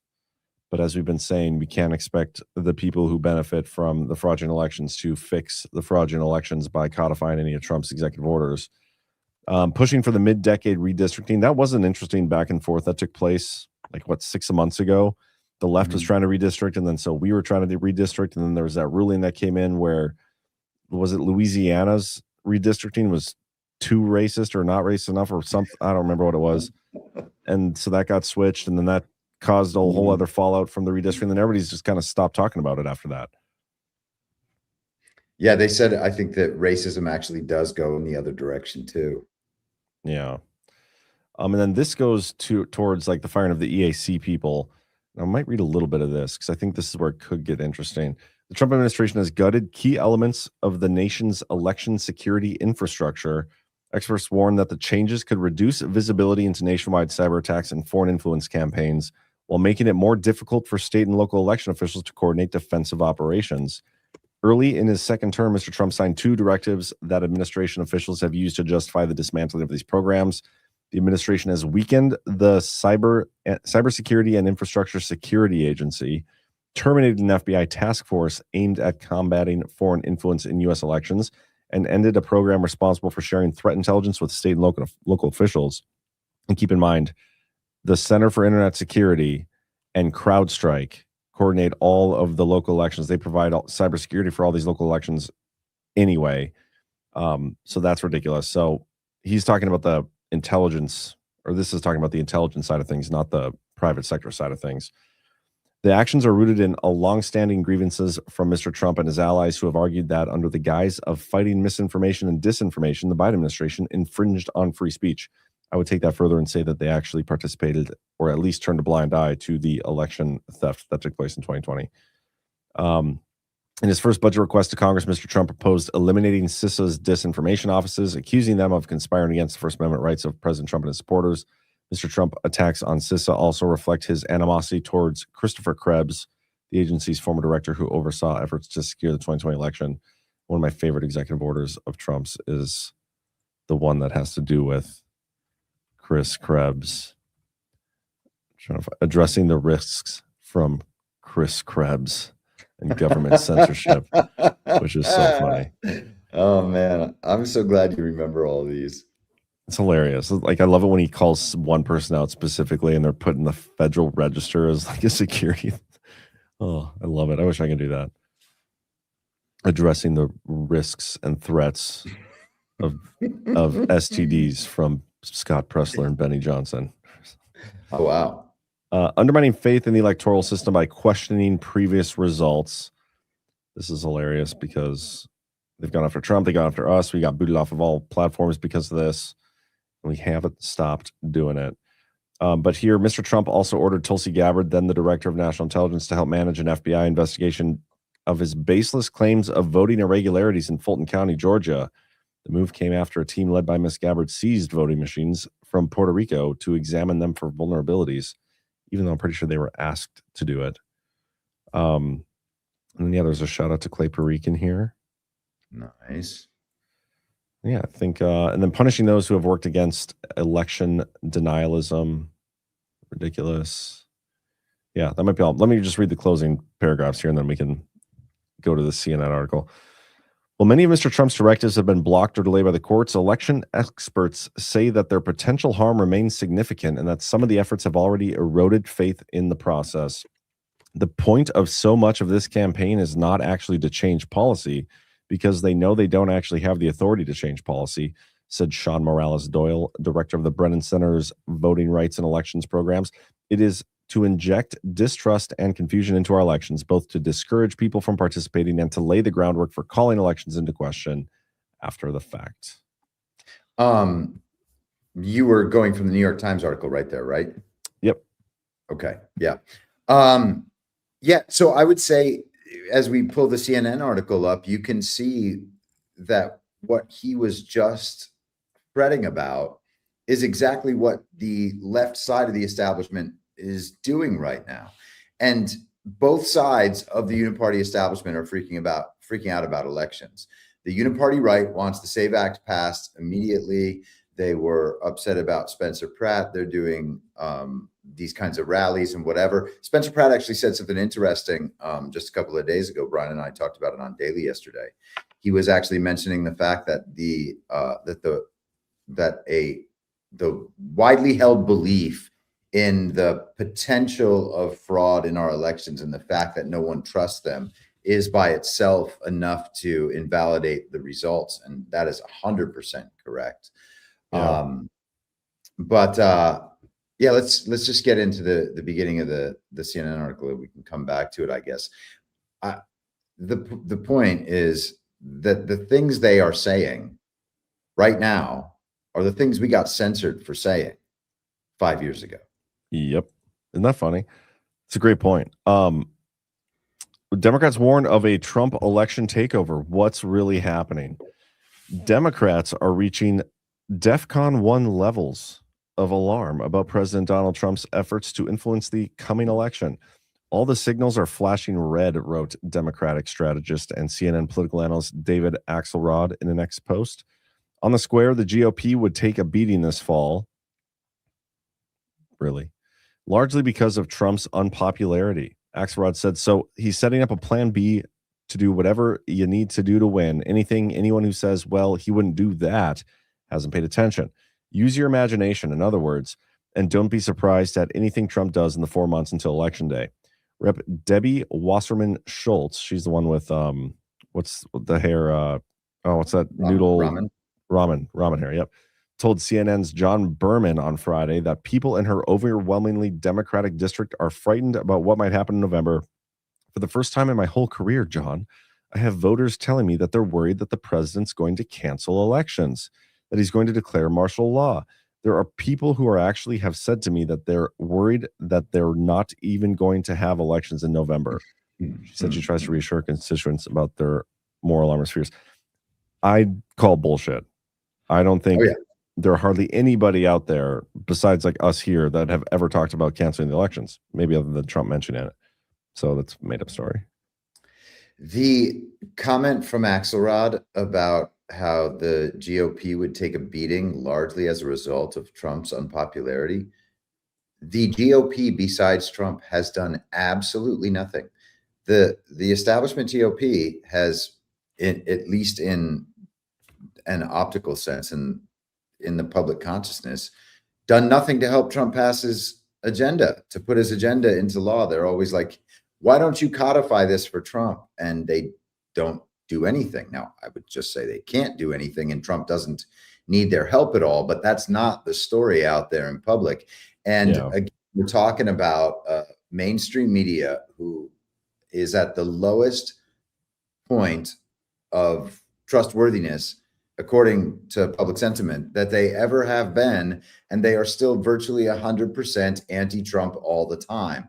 And even Fox News and the New York Post and these outlets that are supposed to be Trump friendly, and you can go even into some of the quote unquote alt media like Daily Weimar and The Blaze and Tucker Carlson and the rest, are still plenty anti-Trump. There's anti-Trump sentiment coming from all media sources except for like us and maybe like 8 other guys. And we still get accused of it. I know, it's crazy. So Trump's unpopularity is entirely a result of the media and the GOP losing because of Trump, and not the fact that they've done nothing to help Trump enact the agenda that the country overwhelmingly supported just 2 years ago. That is nonsense.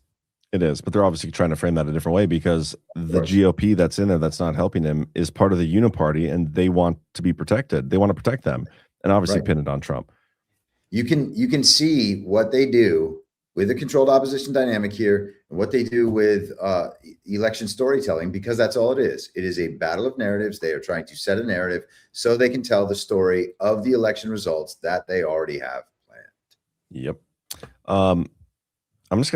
We should read this whole article. I think it'd be worth it. It's not that long. So let me come back up to here. Republicans already drew themselves an advantage. This kind of hints back to the New York Times article. Wasserman Schultz is running a congressional district redrawn as part of the GOP's larger effort to adjust maps to their benefit before November. Democrats countered with their own new maps in states including California, but Republicans were more successful in courts and could net as many as 10 seats in November from new maps drawn during the redistricting war, according to CNN's most recent assessment. Do you know, and I didn't look this up, and maybe the machine knows, what did Democrats, did they start the redistricting in California and those states first, or did we start it in these other states first? Like, who started the redistricting? Because every story I've read, they've said that the Republicans started that war and it was just the Democrats responding. But I feel like that would be accurate. Man, I guess the truth is I don't remember, but I feel like I was hearing it from Texas first. Who started the redistricting war? See if the machine has an answer. And I know that Ron was planning on doing it in Florida, or did it in Florida. Well, I mean, definitely did it in Florida, because it says it right here. Wasserman Schultz is running in a congressional district redrawn as part of the GOP's larger effort. Yeah. So, guess I really repeated for no reason. What else is the White House doing to help Republicans in November? In the U.S., states are tasked with running their own elections, but Axelrod ticked off a litany of actions that the Trump administration has undertaken to influence them. The most recent example is Trump's firing on Thursday of 3 of 4 commissioners on the EAC, an agency Congress set up in 2002 as an independent bipartisan resource to dole out federal money to help states conduct secure elections. It's not only it's not the only election-related entity to be hobbled. The Federal Election Commission, which handles campaign finance issues, also lacks a quorum of commissioners to operate. Isn't that funny? How about that? Yeah, the EAC firings are just one piece of evidence Axelrod offered. I've added context to each of his points below. Put that together with political hack Pulte's odious appointment as DNI. Trump temporarily installed Bill Pulte, a wealthy businessman turned housing official, as DNI. While overseeing Fannie Mae and Freddie Mac, he controversially targeted Trump's political opponents with accusations of mortgage fraud. Pulte lacks intelligence experience, but does have deep ties to the GOP. CNN has reported that Trump wants Pulte to focus on election security issues, a non-traditional mandate for the spy chief. I don't think that's necessarily true. But yeah, they are seemingly more maybe concerned about what Pulte could do in the context of elections than they ever were about Tulsi. Like, she had a couple big major stories, but I don't know. It seems like they're more concerned about Pulte, in my opinion. I don't know if you have any thoughts on that. No, I 100% agree with that. Election deniers in the most sensitive oversight positions. An election denier is president, after all, and he has appointed people who share his views of the 2020 election, which he refuses to admit he lost throughout the U.S. government. It is funny, every time you see a Senate confirmation hearing, they always ask, like, what are your thoughts on the 2020 election? And they're always like, well, Joe Biden was inaugurated. Yeah. But do you think it was stolen? Well, Joe Biden was inaugurated. But they never actually answer the question. I think it's hilarious. And good for them. Yeah. Trump's executive order on mail-in voting and potential use of postal service as a weapon of subversion. Trump has tried to seize control over mail-in voting from states in some key ways, including by creating a national database of voter registrations.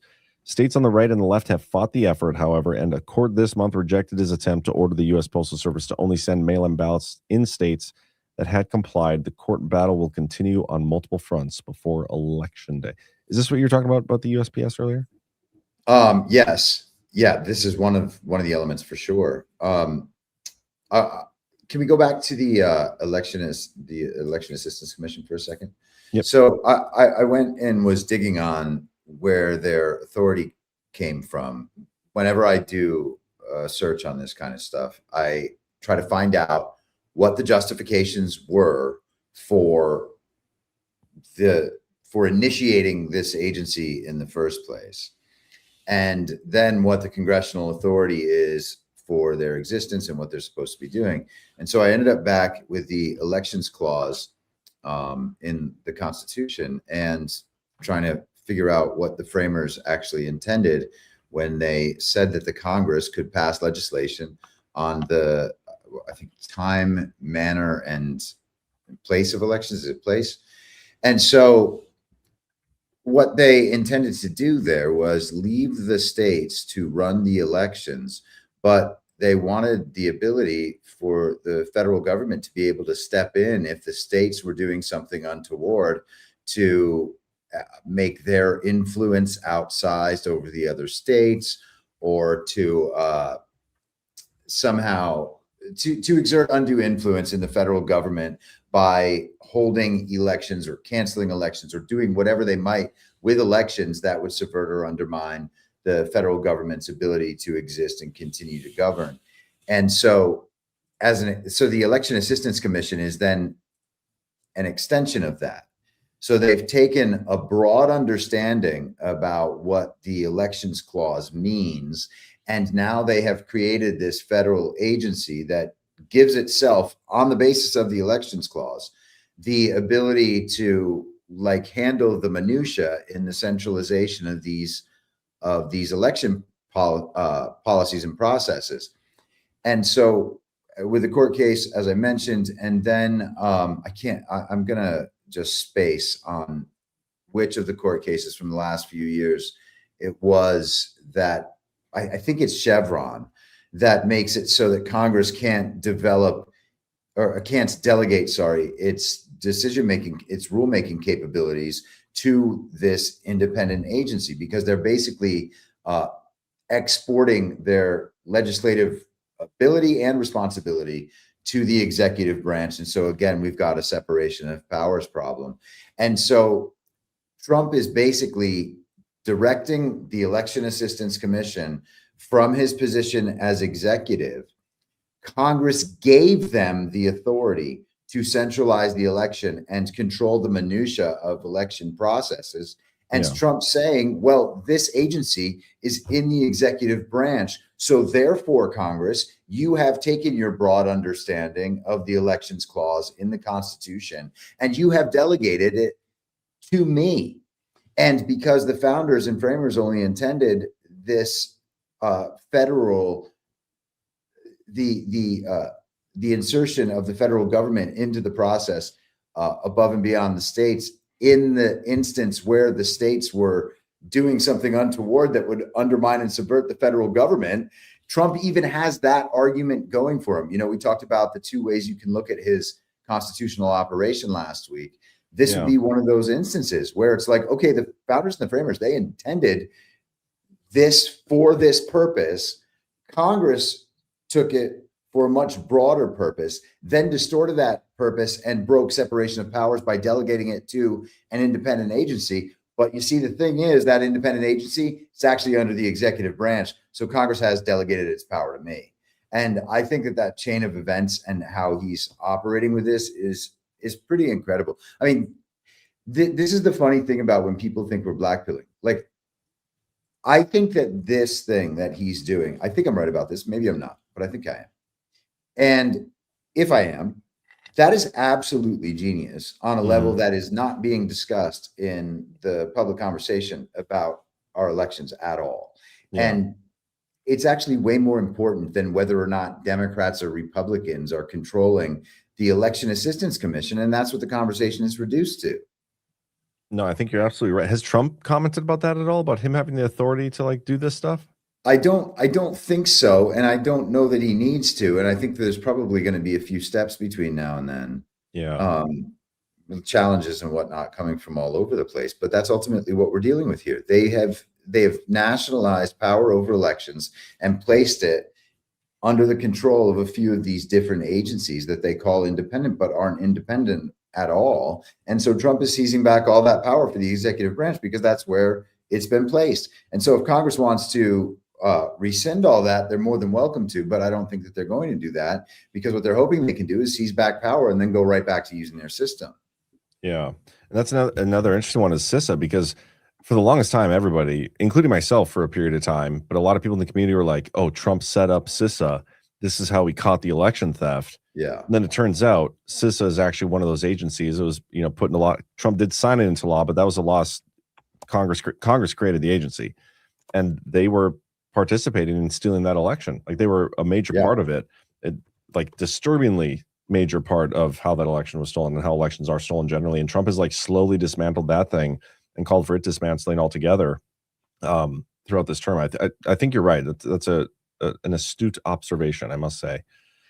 I hope that I'm right. And I think that there are going to be proofs on that in the future. And like, if I am, I hope people take that as a signal that there is something much deeper going on here than Trump just trying to take down the deep state by sending the FBI out and frog marching these people. Like, that's not what's going on. There's it's also bigger than just like happening. It's also bigger than us winning the midterms with the uniparty candidates that have been placed through the primary system, which has used the fraudulent election system to this point. Yes. So anyway, let's keep going here. I think I read that one. Did I read this one? The Trump seized. I don't think I read this one yet. Trump's executive order on mail-in voting and potential use of postal service as a weapon of subversion. Trump has tried to seize control over mail-in voting from states in some key ways, including by creating a national database of voter registrations. States on the right and left have fought the effort, however, and a court this month rejected his attempt to order the U.S. Postal Service to only send in mail-in ballots in states that had complied. The court battle will continue on multiple fronts before Election Day. A lot of interesting things with this because it reminds me of Trump's executive order from either March or May of 2017, the Federal Election Commission that Trump set up with Mike Pence leading the way, and like they were going to look into all the voter databases and the mail-in ballots and all the different ways that they cheat. In 2017, have we ever talked about this? Yeah, that was back in my that was in my part 21. I talk about this. But I mean, have you and I talked about this in I don't remember us discussing this in a while. Anyway, we may not have. I can bring it up here. On May 11th, 2017, he issued Executive Order 13799, the establishment of Presidential Advisory Commission on Election Integrity. The mission is consistent with applicable law. They will study the registration and voting processes used in federal elections. The commission shall be solely advisory and shall submit a report to the president that identifies the laws and rules, policies, activities, strategies, and practices that enhance the American people's confidence in the integrity of voting processes used in federal elections. I don't know if that's even possible. those laws, rules, policies, activities, strategies, and practices that undermine the American people's confidence in the integrity of the voting process is used in federal elections. And then the vulnerabilities in voting systems and practices used for federal elections that could lead to improper voter registrations and improper voting, including fraudulent voter registrations and fraudulent voting. And then they talk about the definitions. And then there's a whole bunch of legal challenges, which ended up leading to him disbanding the whole thing. President Trump shut down his Presidential Advisory Election Commission, whatever, also called the Vote Fraud Commission. Some Democrats and their allies in the liberal election administration community are cheering as if they won a war. In a sense, they did nuke the field of bipartisanship. There's a whole bunch of lawsuits and stuff. But eventually he ended up handing off the entire info that they did gather to the DHS. Despite substantial evidence of voter fraud, many states have refused to provide the Presidential Advisory Commission on Election Integrity with basic information relevant to its inquiry, rather than engage in endless legal battles at taxpayer expense. President Trump signed an executive order to dissolve the commission, and he asked the DHS to review its initial findings and determine next courses of action. So, yeah, I'm surprised we haven't talked about that. Yeah. Because that was an old one. But anyway, that's what made me think of here is like the states are all fighting it, and some states are complying and some states aren't. Same thing that would happen then. But then he just disbanded it. Here, we're still plugging away, still fighting those battles. Yeah, I think just a broad general point to make is, you know, people's frustration with Donald Trump, because many people are frustrated with him, because a lot of people believe that they put a lot of faith in him to do certain things and he's not doing those things. Well, I think that one of the big patterns we've seen over these years, again, as discussed last week, with the different ways he's approaching the Constitution, if the states are supposed to handle something, then he leaves it to the states to handle those things. And we want him to do that. If the states are doing a terrible job and it's the state's responsibility to do a good or bad job, and it's not Donald Trump's responsibility to force them to do what he wants them to do, well, then our issues with the states, like if we're getting mad at Trump because he's not accomplishing things that the state must accomplish, then we are missing the boat. And that's highly encouraged by the influencer set we were discussing before and by the mainstream media. They want to make Trump the center of absolutely everything so that he catches all the responsibility for our disappointments. And whenever something good happens, they give the responsibility to someone else, or they reframe it as though it was the worst thing that has ever happened. And so it's, you know, it's one of those broad things with Trump. Like, if we want him to be doing the job of president according to the original Constitution, he's not making COVID policy for states, you know, and that's, so many people still blame him for that sort of thing.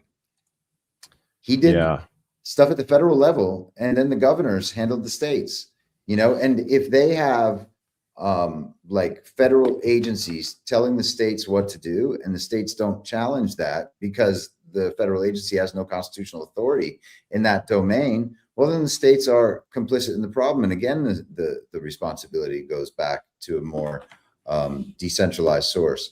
And I think if we apply that broadly, the things that people are disappointed with Trump for start diminishing really quickly. Yeah, I would agree with that. Every time we bring up COVID and people being mad at Trump for it, I always think of Tracy Beans. So, oh, me too. Yeah, that whole thing, like all of a sudden, just the biggest fan, and then hates him because of the vaccine that people chose to take. Yep. Continuing here, his pathological prioritization of the SAVE Act, which would be the most powerful voter suppression tool in generations, which is funny because I was told just talking about election fraud is the most powerful voter suppression tool, according to Tim Pool. But anyway, and Mike Cernovich.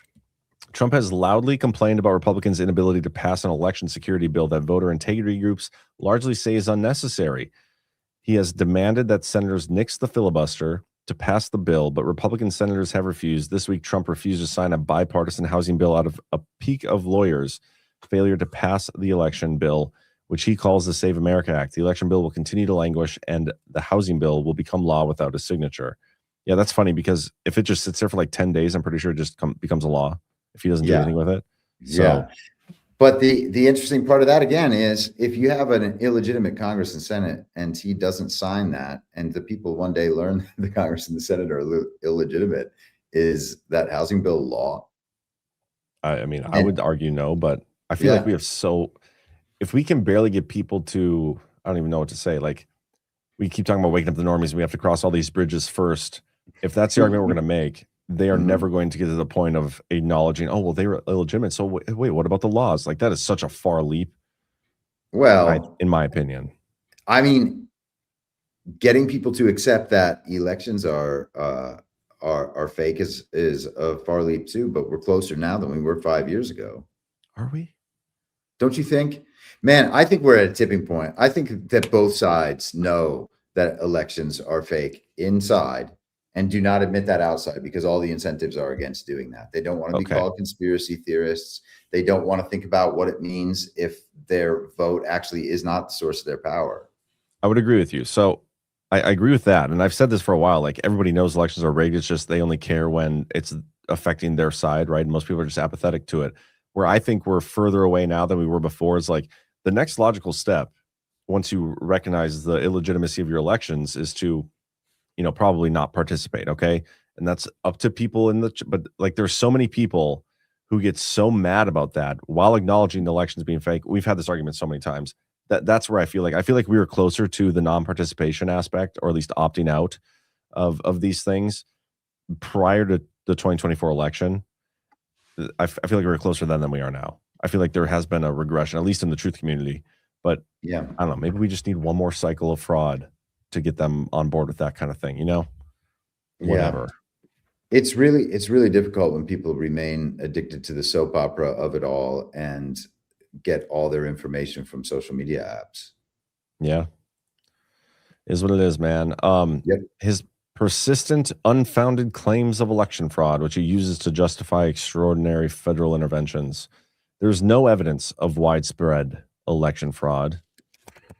It's one of my favorite quotes ever used these last few years. But there is indeed fear that Trump will use claims of fraud, perhaps aerated by Pulte at DNI, to do something extraordinary before November. Mullen was asked at his confirmation hearing about the possibility of dispatching ICE agents to polling places and did not reject it out of hand. But there is no publicly reported concrete plan to do anything like this. It's so I absolutely hate this quote because, one, there is evidence of that. Two, there's probably more coming, or at least that's the evidence they're waiting for to acknowledge it, is whatever's in the reports or the court cases or whatever. And yet we're still sitting here waiting. I mean, it also reverses. Sorry. I was going to say, when do we see those damn diamonds returned, right? Like, how long have we been waiting for that shit? 5 and almost 6 years, I guess. It also reverses the burden of proof. There is no evidence of widespread election legitimacy. There is zero evidence whatsoever anywhere that our elections are legitimate. It is actually a worse, or it's basically the same evidentiary case as the Tyler Robinson thing. Yeah. Man, a lot of fatties in this picture. I did not see that coming. Sorry. It's just an observation. The Rally Against the Save America Act. There are other things Axelrod did not mention. Last year, CNN reported about how the Trump administration, as part of supposed government efficiency efforts, had worked to starve or dismantle election security networks by which the federal government helps states.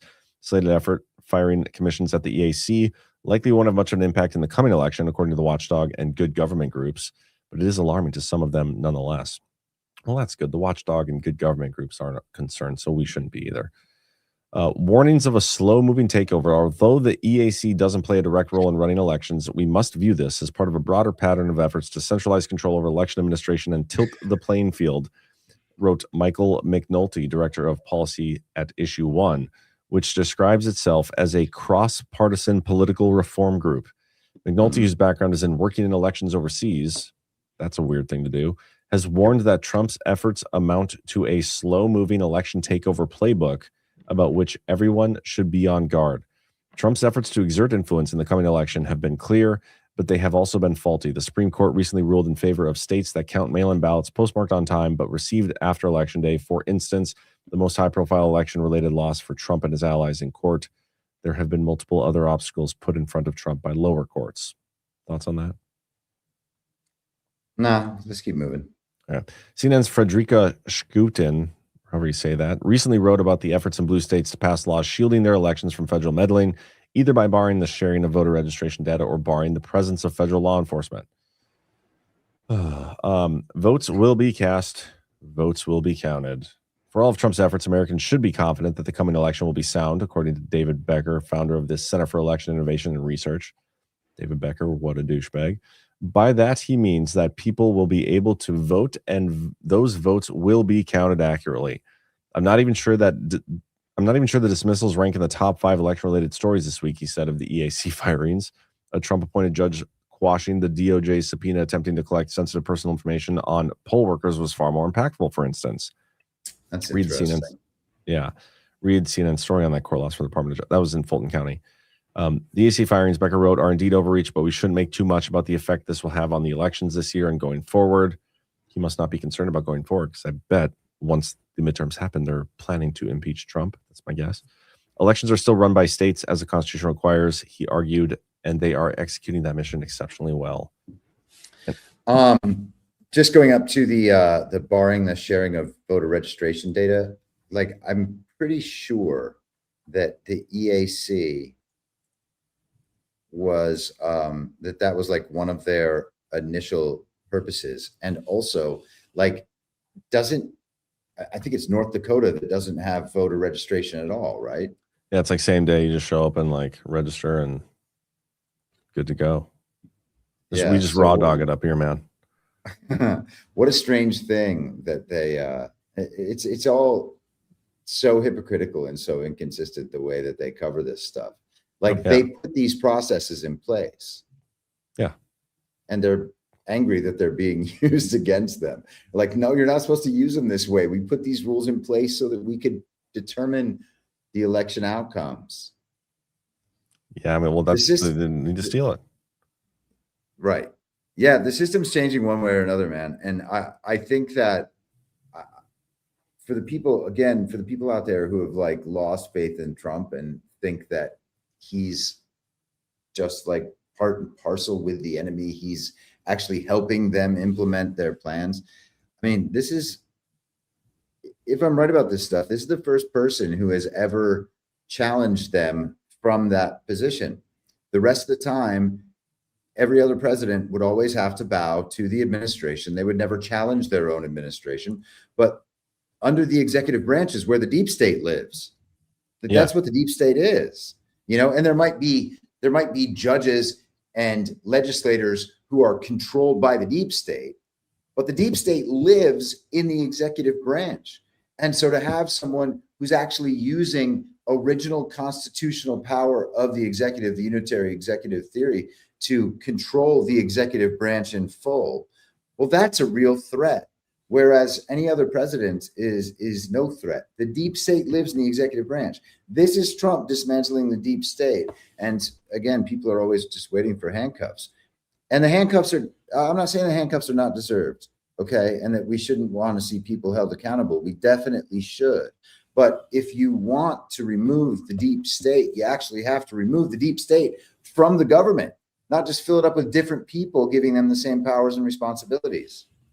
Totally agree with you. I want to point out one more random thing aside, because Ken Delaney had an article up about that the Georgia case, the Fulton County thing, that Tulsi Gabbard and all that.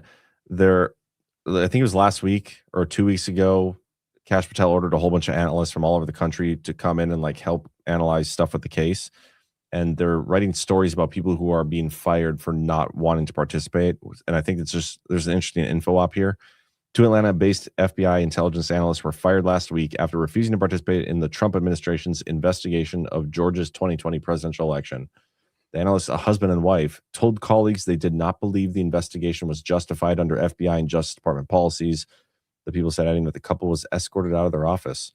The FBI will always investigate credible allegations, blah, blah, blah.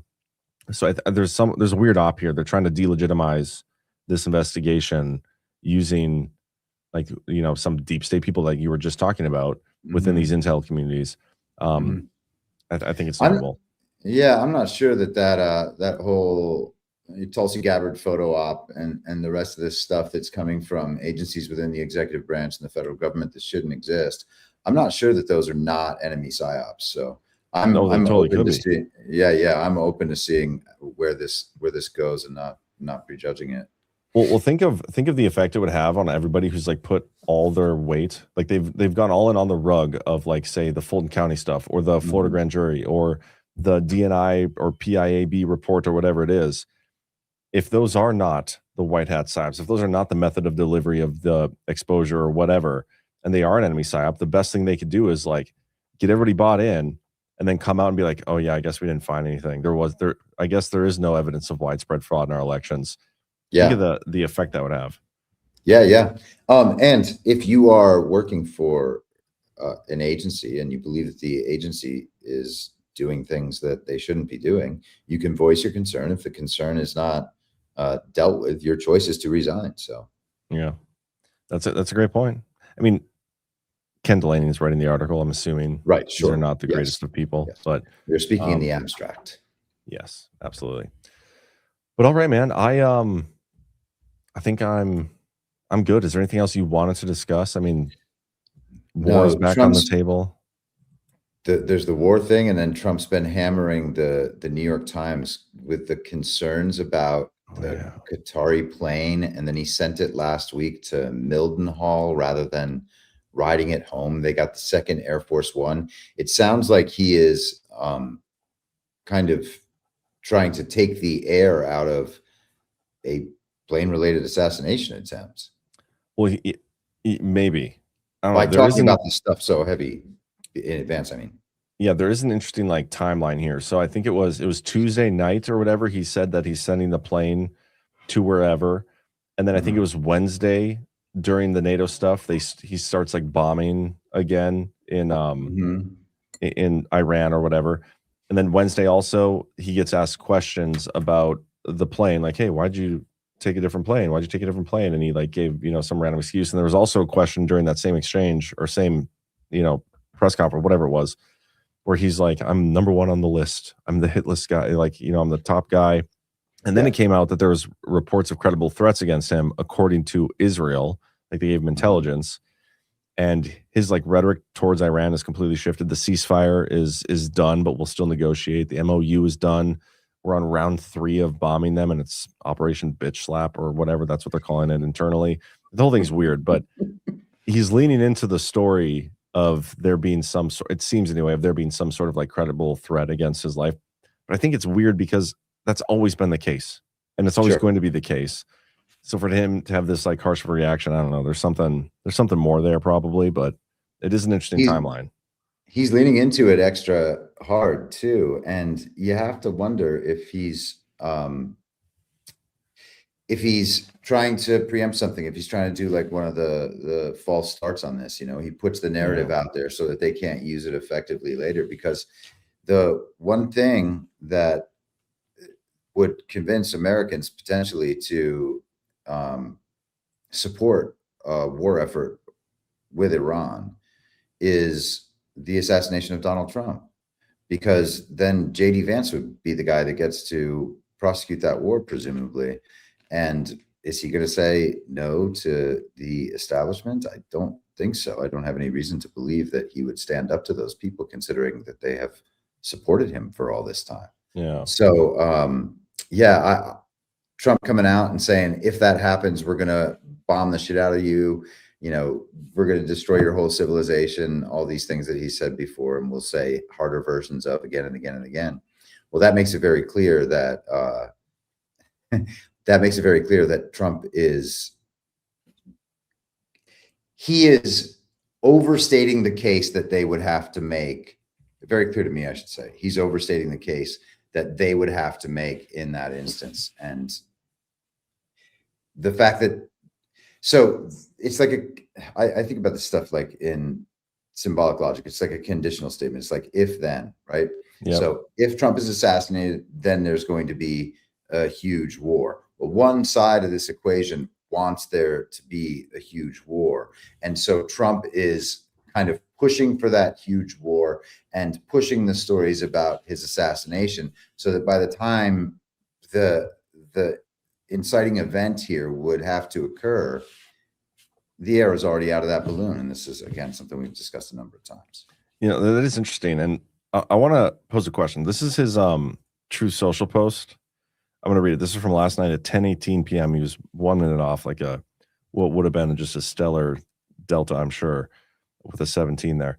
1,000 missiles are locked and loaded and aimed at the Islamic Republic of Iran, with thousands of more to immediately follow, should the Iranian government act on its threat pronounced in many corners of the globe to assassinate or attempt to assassinate the sitting president of the United States of America, in this case, me, which is funny because, like, why do you need to clarify that with the sitting president? Anyway, orders have already been given, and the U.S. military is ready, willing, and able for a 1-year period of time, subject to extension, to completely decimate and destroy all areas of Iran.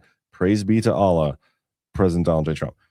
I mean, there's so much in this post. The praise be to Allah is hilarious, but like, what does it mean if he's telling us, and maybe he's just talking out of his ass, running a psyop in and of itself, but if you take it at face value, he is saying that if I get assassinated, the military has orders which are going to be good for a year, subject to extension. It could be even longer, where they will just continue to bomb you and destroy you. What does it say about whoever would take over after Trump and their authority to do anything? Like, you know what I mean? Like, technically, a commander-in-chief could come in immediately and be like, no, I'm not, we're not doing that. We're going to be done.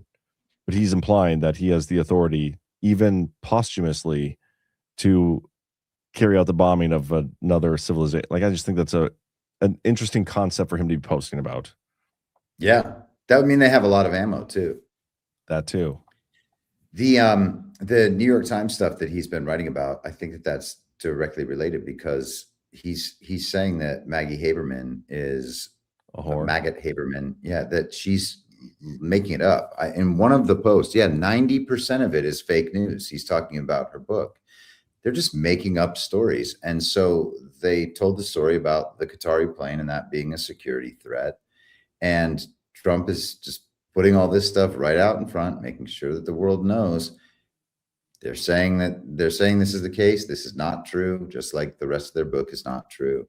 And that story, it's important for that story to be true, because that is a building block for another story that they may well tell in the future. And I think that he knows where they're going with all these things. Like, we've talked about these other scripts that are running right now, and assuming that he has some ability to know these scripts. I mean, I would suggest that we, and our audience, by the way, I'm not trying to separate us, we have a pretty good read on where some of these scripts are going, generally speaking. There are certainly people much more in tune with this stuff who have the time and the resources and the energy to spend far more time on this than we could possibly with the rest of our lives that we have to conduct. People devoted totally to these subjects and figuring out what those scripts are probably have a pretty good idea of what's coming and what these little building block stories are meant to achieve in the future.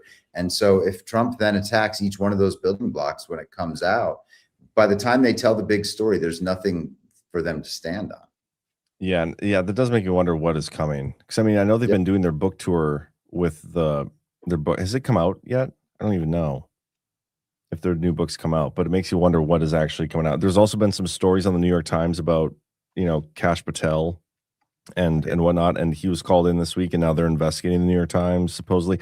I think there's potentially some leaks that took place earlier this week or last week. I don't remember what it was. There was a story that it made it seem like there was a leak. I don't know. Anyway, but yeah, interesting things to tune in on for sure. Let's go through the rants and see what happens. And if you have any good outro videos, that would be. I hadn't even thought of that, but I'll see what I can find. All right, we got a good amount of rants, a good amount of subscriptions too. You guys have been awesome. The Final Demand, like I said at the beginning, gifted 10 subscriptions right off the rip. Thank you so much, Final Demand, and those of you who got called out. We love you, but you should still probably be ashamed for not already being subscribers. Salbish says, Mid-Atlantic Badlanders, mini GART vibes in historic Havre de Grace, Maryland. Waterfront, Patriot Energy, great food, and a private historical ghost tour. August 29th. Info, telegram at southwest_girl 2021 or southwestgirlmd@yahoo.com. Thank you, Salbish, for the rant, and that sounds amazing. You know what? I think me and my girlfriend might be going to Maryland at some point. I don't remember when it is, though. She got like some baby shower or something to go to. How dare she? Yeah. I mean, she technically did give me the option not to go, but I haven't decided. But I feel like I'm probably going. So I wonder if it's around that weekend. I'll let you know. Kairos5326. My first foray into AI, I sang a lullaby I wrote for my grandson when he was an infant. AI changed some of the words and the melody out of the second verse. Not impressed. And it's a Suno link. I will check that out. Not right now, but later. I don't know. Suno's been awesome for the. Have you seen the AI or the new OnlyLands intro with the YouTube friendly music? Because it's like an OnlyLands song. It's like a club song. It's awesome. I don't know. I don't think I have. Okay, I'll post it in the chat later. By the way, we did get a new member over on YouTube. Thank you, CatRN1938. We are back on our main YouTube again, so make sure you guys do us a favor and go hit thumbs up over there as well. I'll share the link for you guys in Rumble, because it is really helpful when you guys go and do that. We appreciate that. Back to the rants here. Mac, Southwest Patriot, CanCon, Charlie Kirk and the 306 is not evidence. It's hearsay. Yes, John, I was hoping to join the last show to share my thoughts. Your response was rude. I can take it. You're missing the style. It was rude. It was rude to assume you could just join OnlyLands. That's what was rude. But thank you, Max, Southwest Patriot. Lone Wolf Fan Club has rated the stream. Thank you so much. Kairos5326. Just because Chris is still my unvaxxed hero, $5. That's very, very awesome. And nice meeting Kairos at Gart Deadwood. Yeah, that was awesome. We're probably going to get Gart Vegas tickets on sale this week. Oh, wow. So keep that in mind. Everybody, 12 Indie Boys for $5. Good to see you, Ty. Miss you, man. Wish him and JC were still here, but life had to go on. Appreciate Brian's take on it all. John punishing himself by going through Pasobiec's timeline and Chris slaying the vaccinated in the DPH chat tonight. This is why we continue to support Badlands. Were you engaging by slaying people in the chat tonight? Was I? No. Oh, there was a dude earlier who was like, these people must think that like the neck exploding Mike and Candace Owens and blah blah blah. And you know, then we discussed how there's really only these two choices. If we're questioning the official story about the hearing, that means we must be huge Candace Owens fans and believe in exploding neck microphones. I hate Candace Owens, and I've said that repeatedly on the show. Maybe hate's a strong word. I don't know if I truly hate anybody outside of a few, but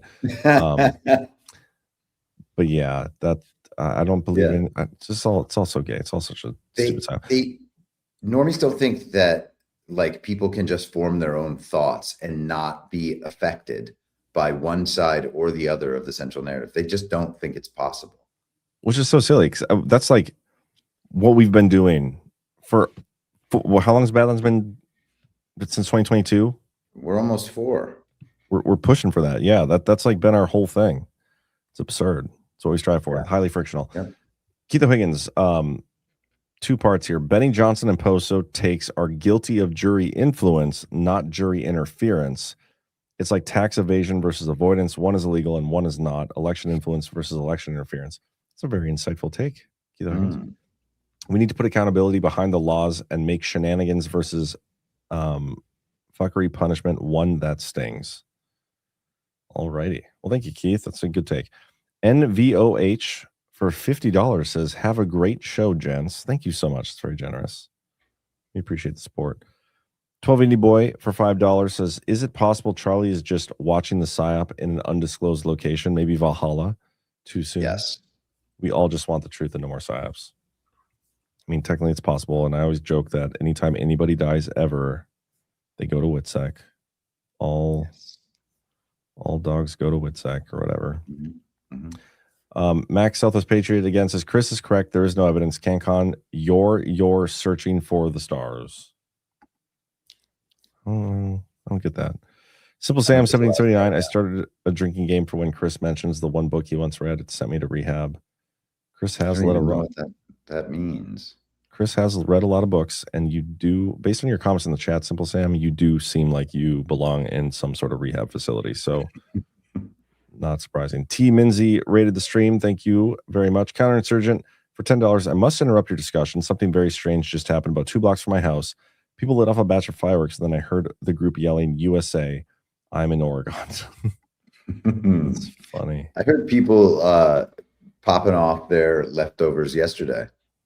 Yeah, there's a couple days in a row after the 4th where people were driving down our street, and then like you'd see one of those loud snappers just go off because they're like unfired ones out in the street still. That was pretty funny. Did I tell you? I think I told people on OnlyLands last night the fire department showed up at my house yesterday. Oh, geez. Because of there was a fire alarm going off in my house. It was just like beeping, you know, like because it needed batteries replaced. And so I go upstairs. I was trying to find it. I was playing the game where you wait like for the minute that it takes for it to beep again. Then you go find it. Then you wait and like until you narrow it down. And there were these 3 detectors like right next to each other. And that's where the beep was coming from. So I grabbed one, and it turned out it was the carbon monoxide detector. And so like my security system alarm went off. I got a phone call from the security system. My parents were calling me because they're like the first alert or whatever on that. And then they're like, yeah, so we see that there's a carbon monoxide problem. Are you okay? I was like, yeah, I just took off the thing on accident and whatever. It obviously killed the signal or tripped the alarm. So you can send the fire department. They don't have to come because he said that they were coming. And he's like, well, they have to. And so they came and they like tested everything and they left. I was worried if I was worried that the North Dakota authorities were concerned that you might have some of them blacks on the property with the fire alarm beeping. That's what somebody said last night. Is like, you should have done your stream with that thing beeping in the background the whole time. Yeah, exactly. Smoke alarm. Sorry. Yeah, that's funny. The Meerkat gifted a subscription to Saltine Cracker. Thank you very much. Jen Hudd, Georgia Rhino, Governor Kemp said he was going to redistrict during primaries, but drop it after the primaries. Now it has been pushed out to 2028. Sounds like someone's not committed to winning fake elections. That is very true. The Final Demand gifted another 10 subscriptions. Incredibly generous of you. Thank you so much, Final Demand. A few names in there. Wedged Gravy, Boom Diggity, Adam Chester, My Nuts. Some familiar names. Getting subs. Hammer Guy 35. Please check your home for mold. It's bad this time of year. I think he's talking to you, Chris. Yes. They've decided that my voice sounds like this because I'm in a basement and my basement is moldy. None of that is true. I don't know what to tell you. I'm not in a basement. Yeah, there's no mold in my presence.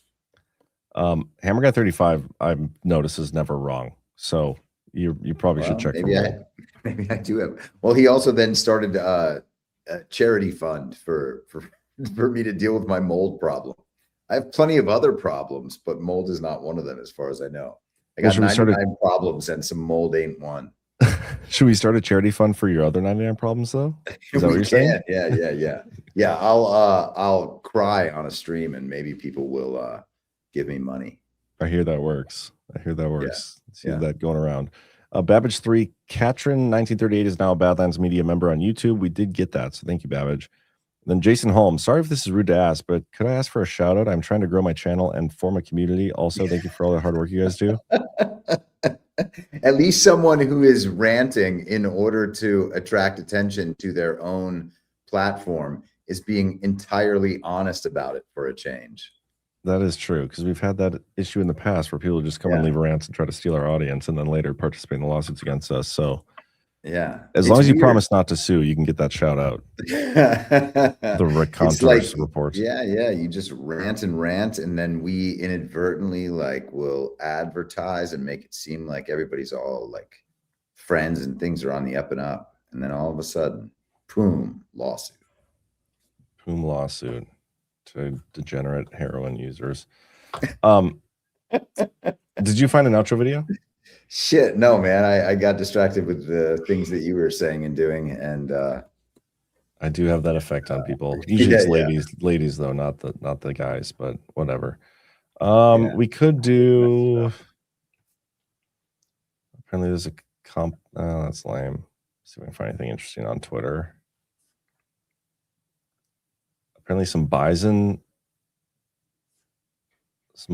like tossed the guy about 8 feet in the air. What? Oh, no way. Some bison attacked a person. It was captured on video. This could be a great outro. Just random enough, it might work. So thank you, everybody, for tuning in. Hit that thumbs up here and on YouTube. Hopefully nobody's injured in the making of this video, but I'll be back on tomorrow. No, I might do bad gaming tomorrow, Chris, if you want to join in. Alrighty then. Yeah, maybe. We'll see. But otherwise, we'll catch y'all later, Chris. As always, it's been a pleasure. Good times.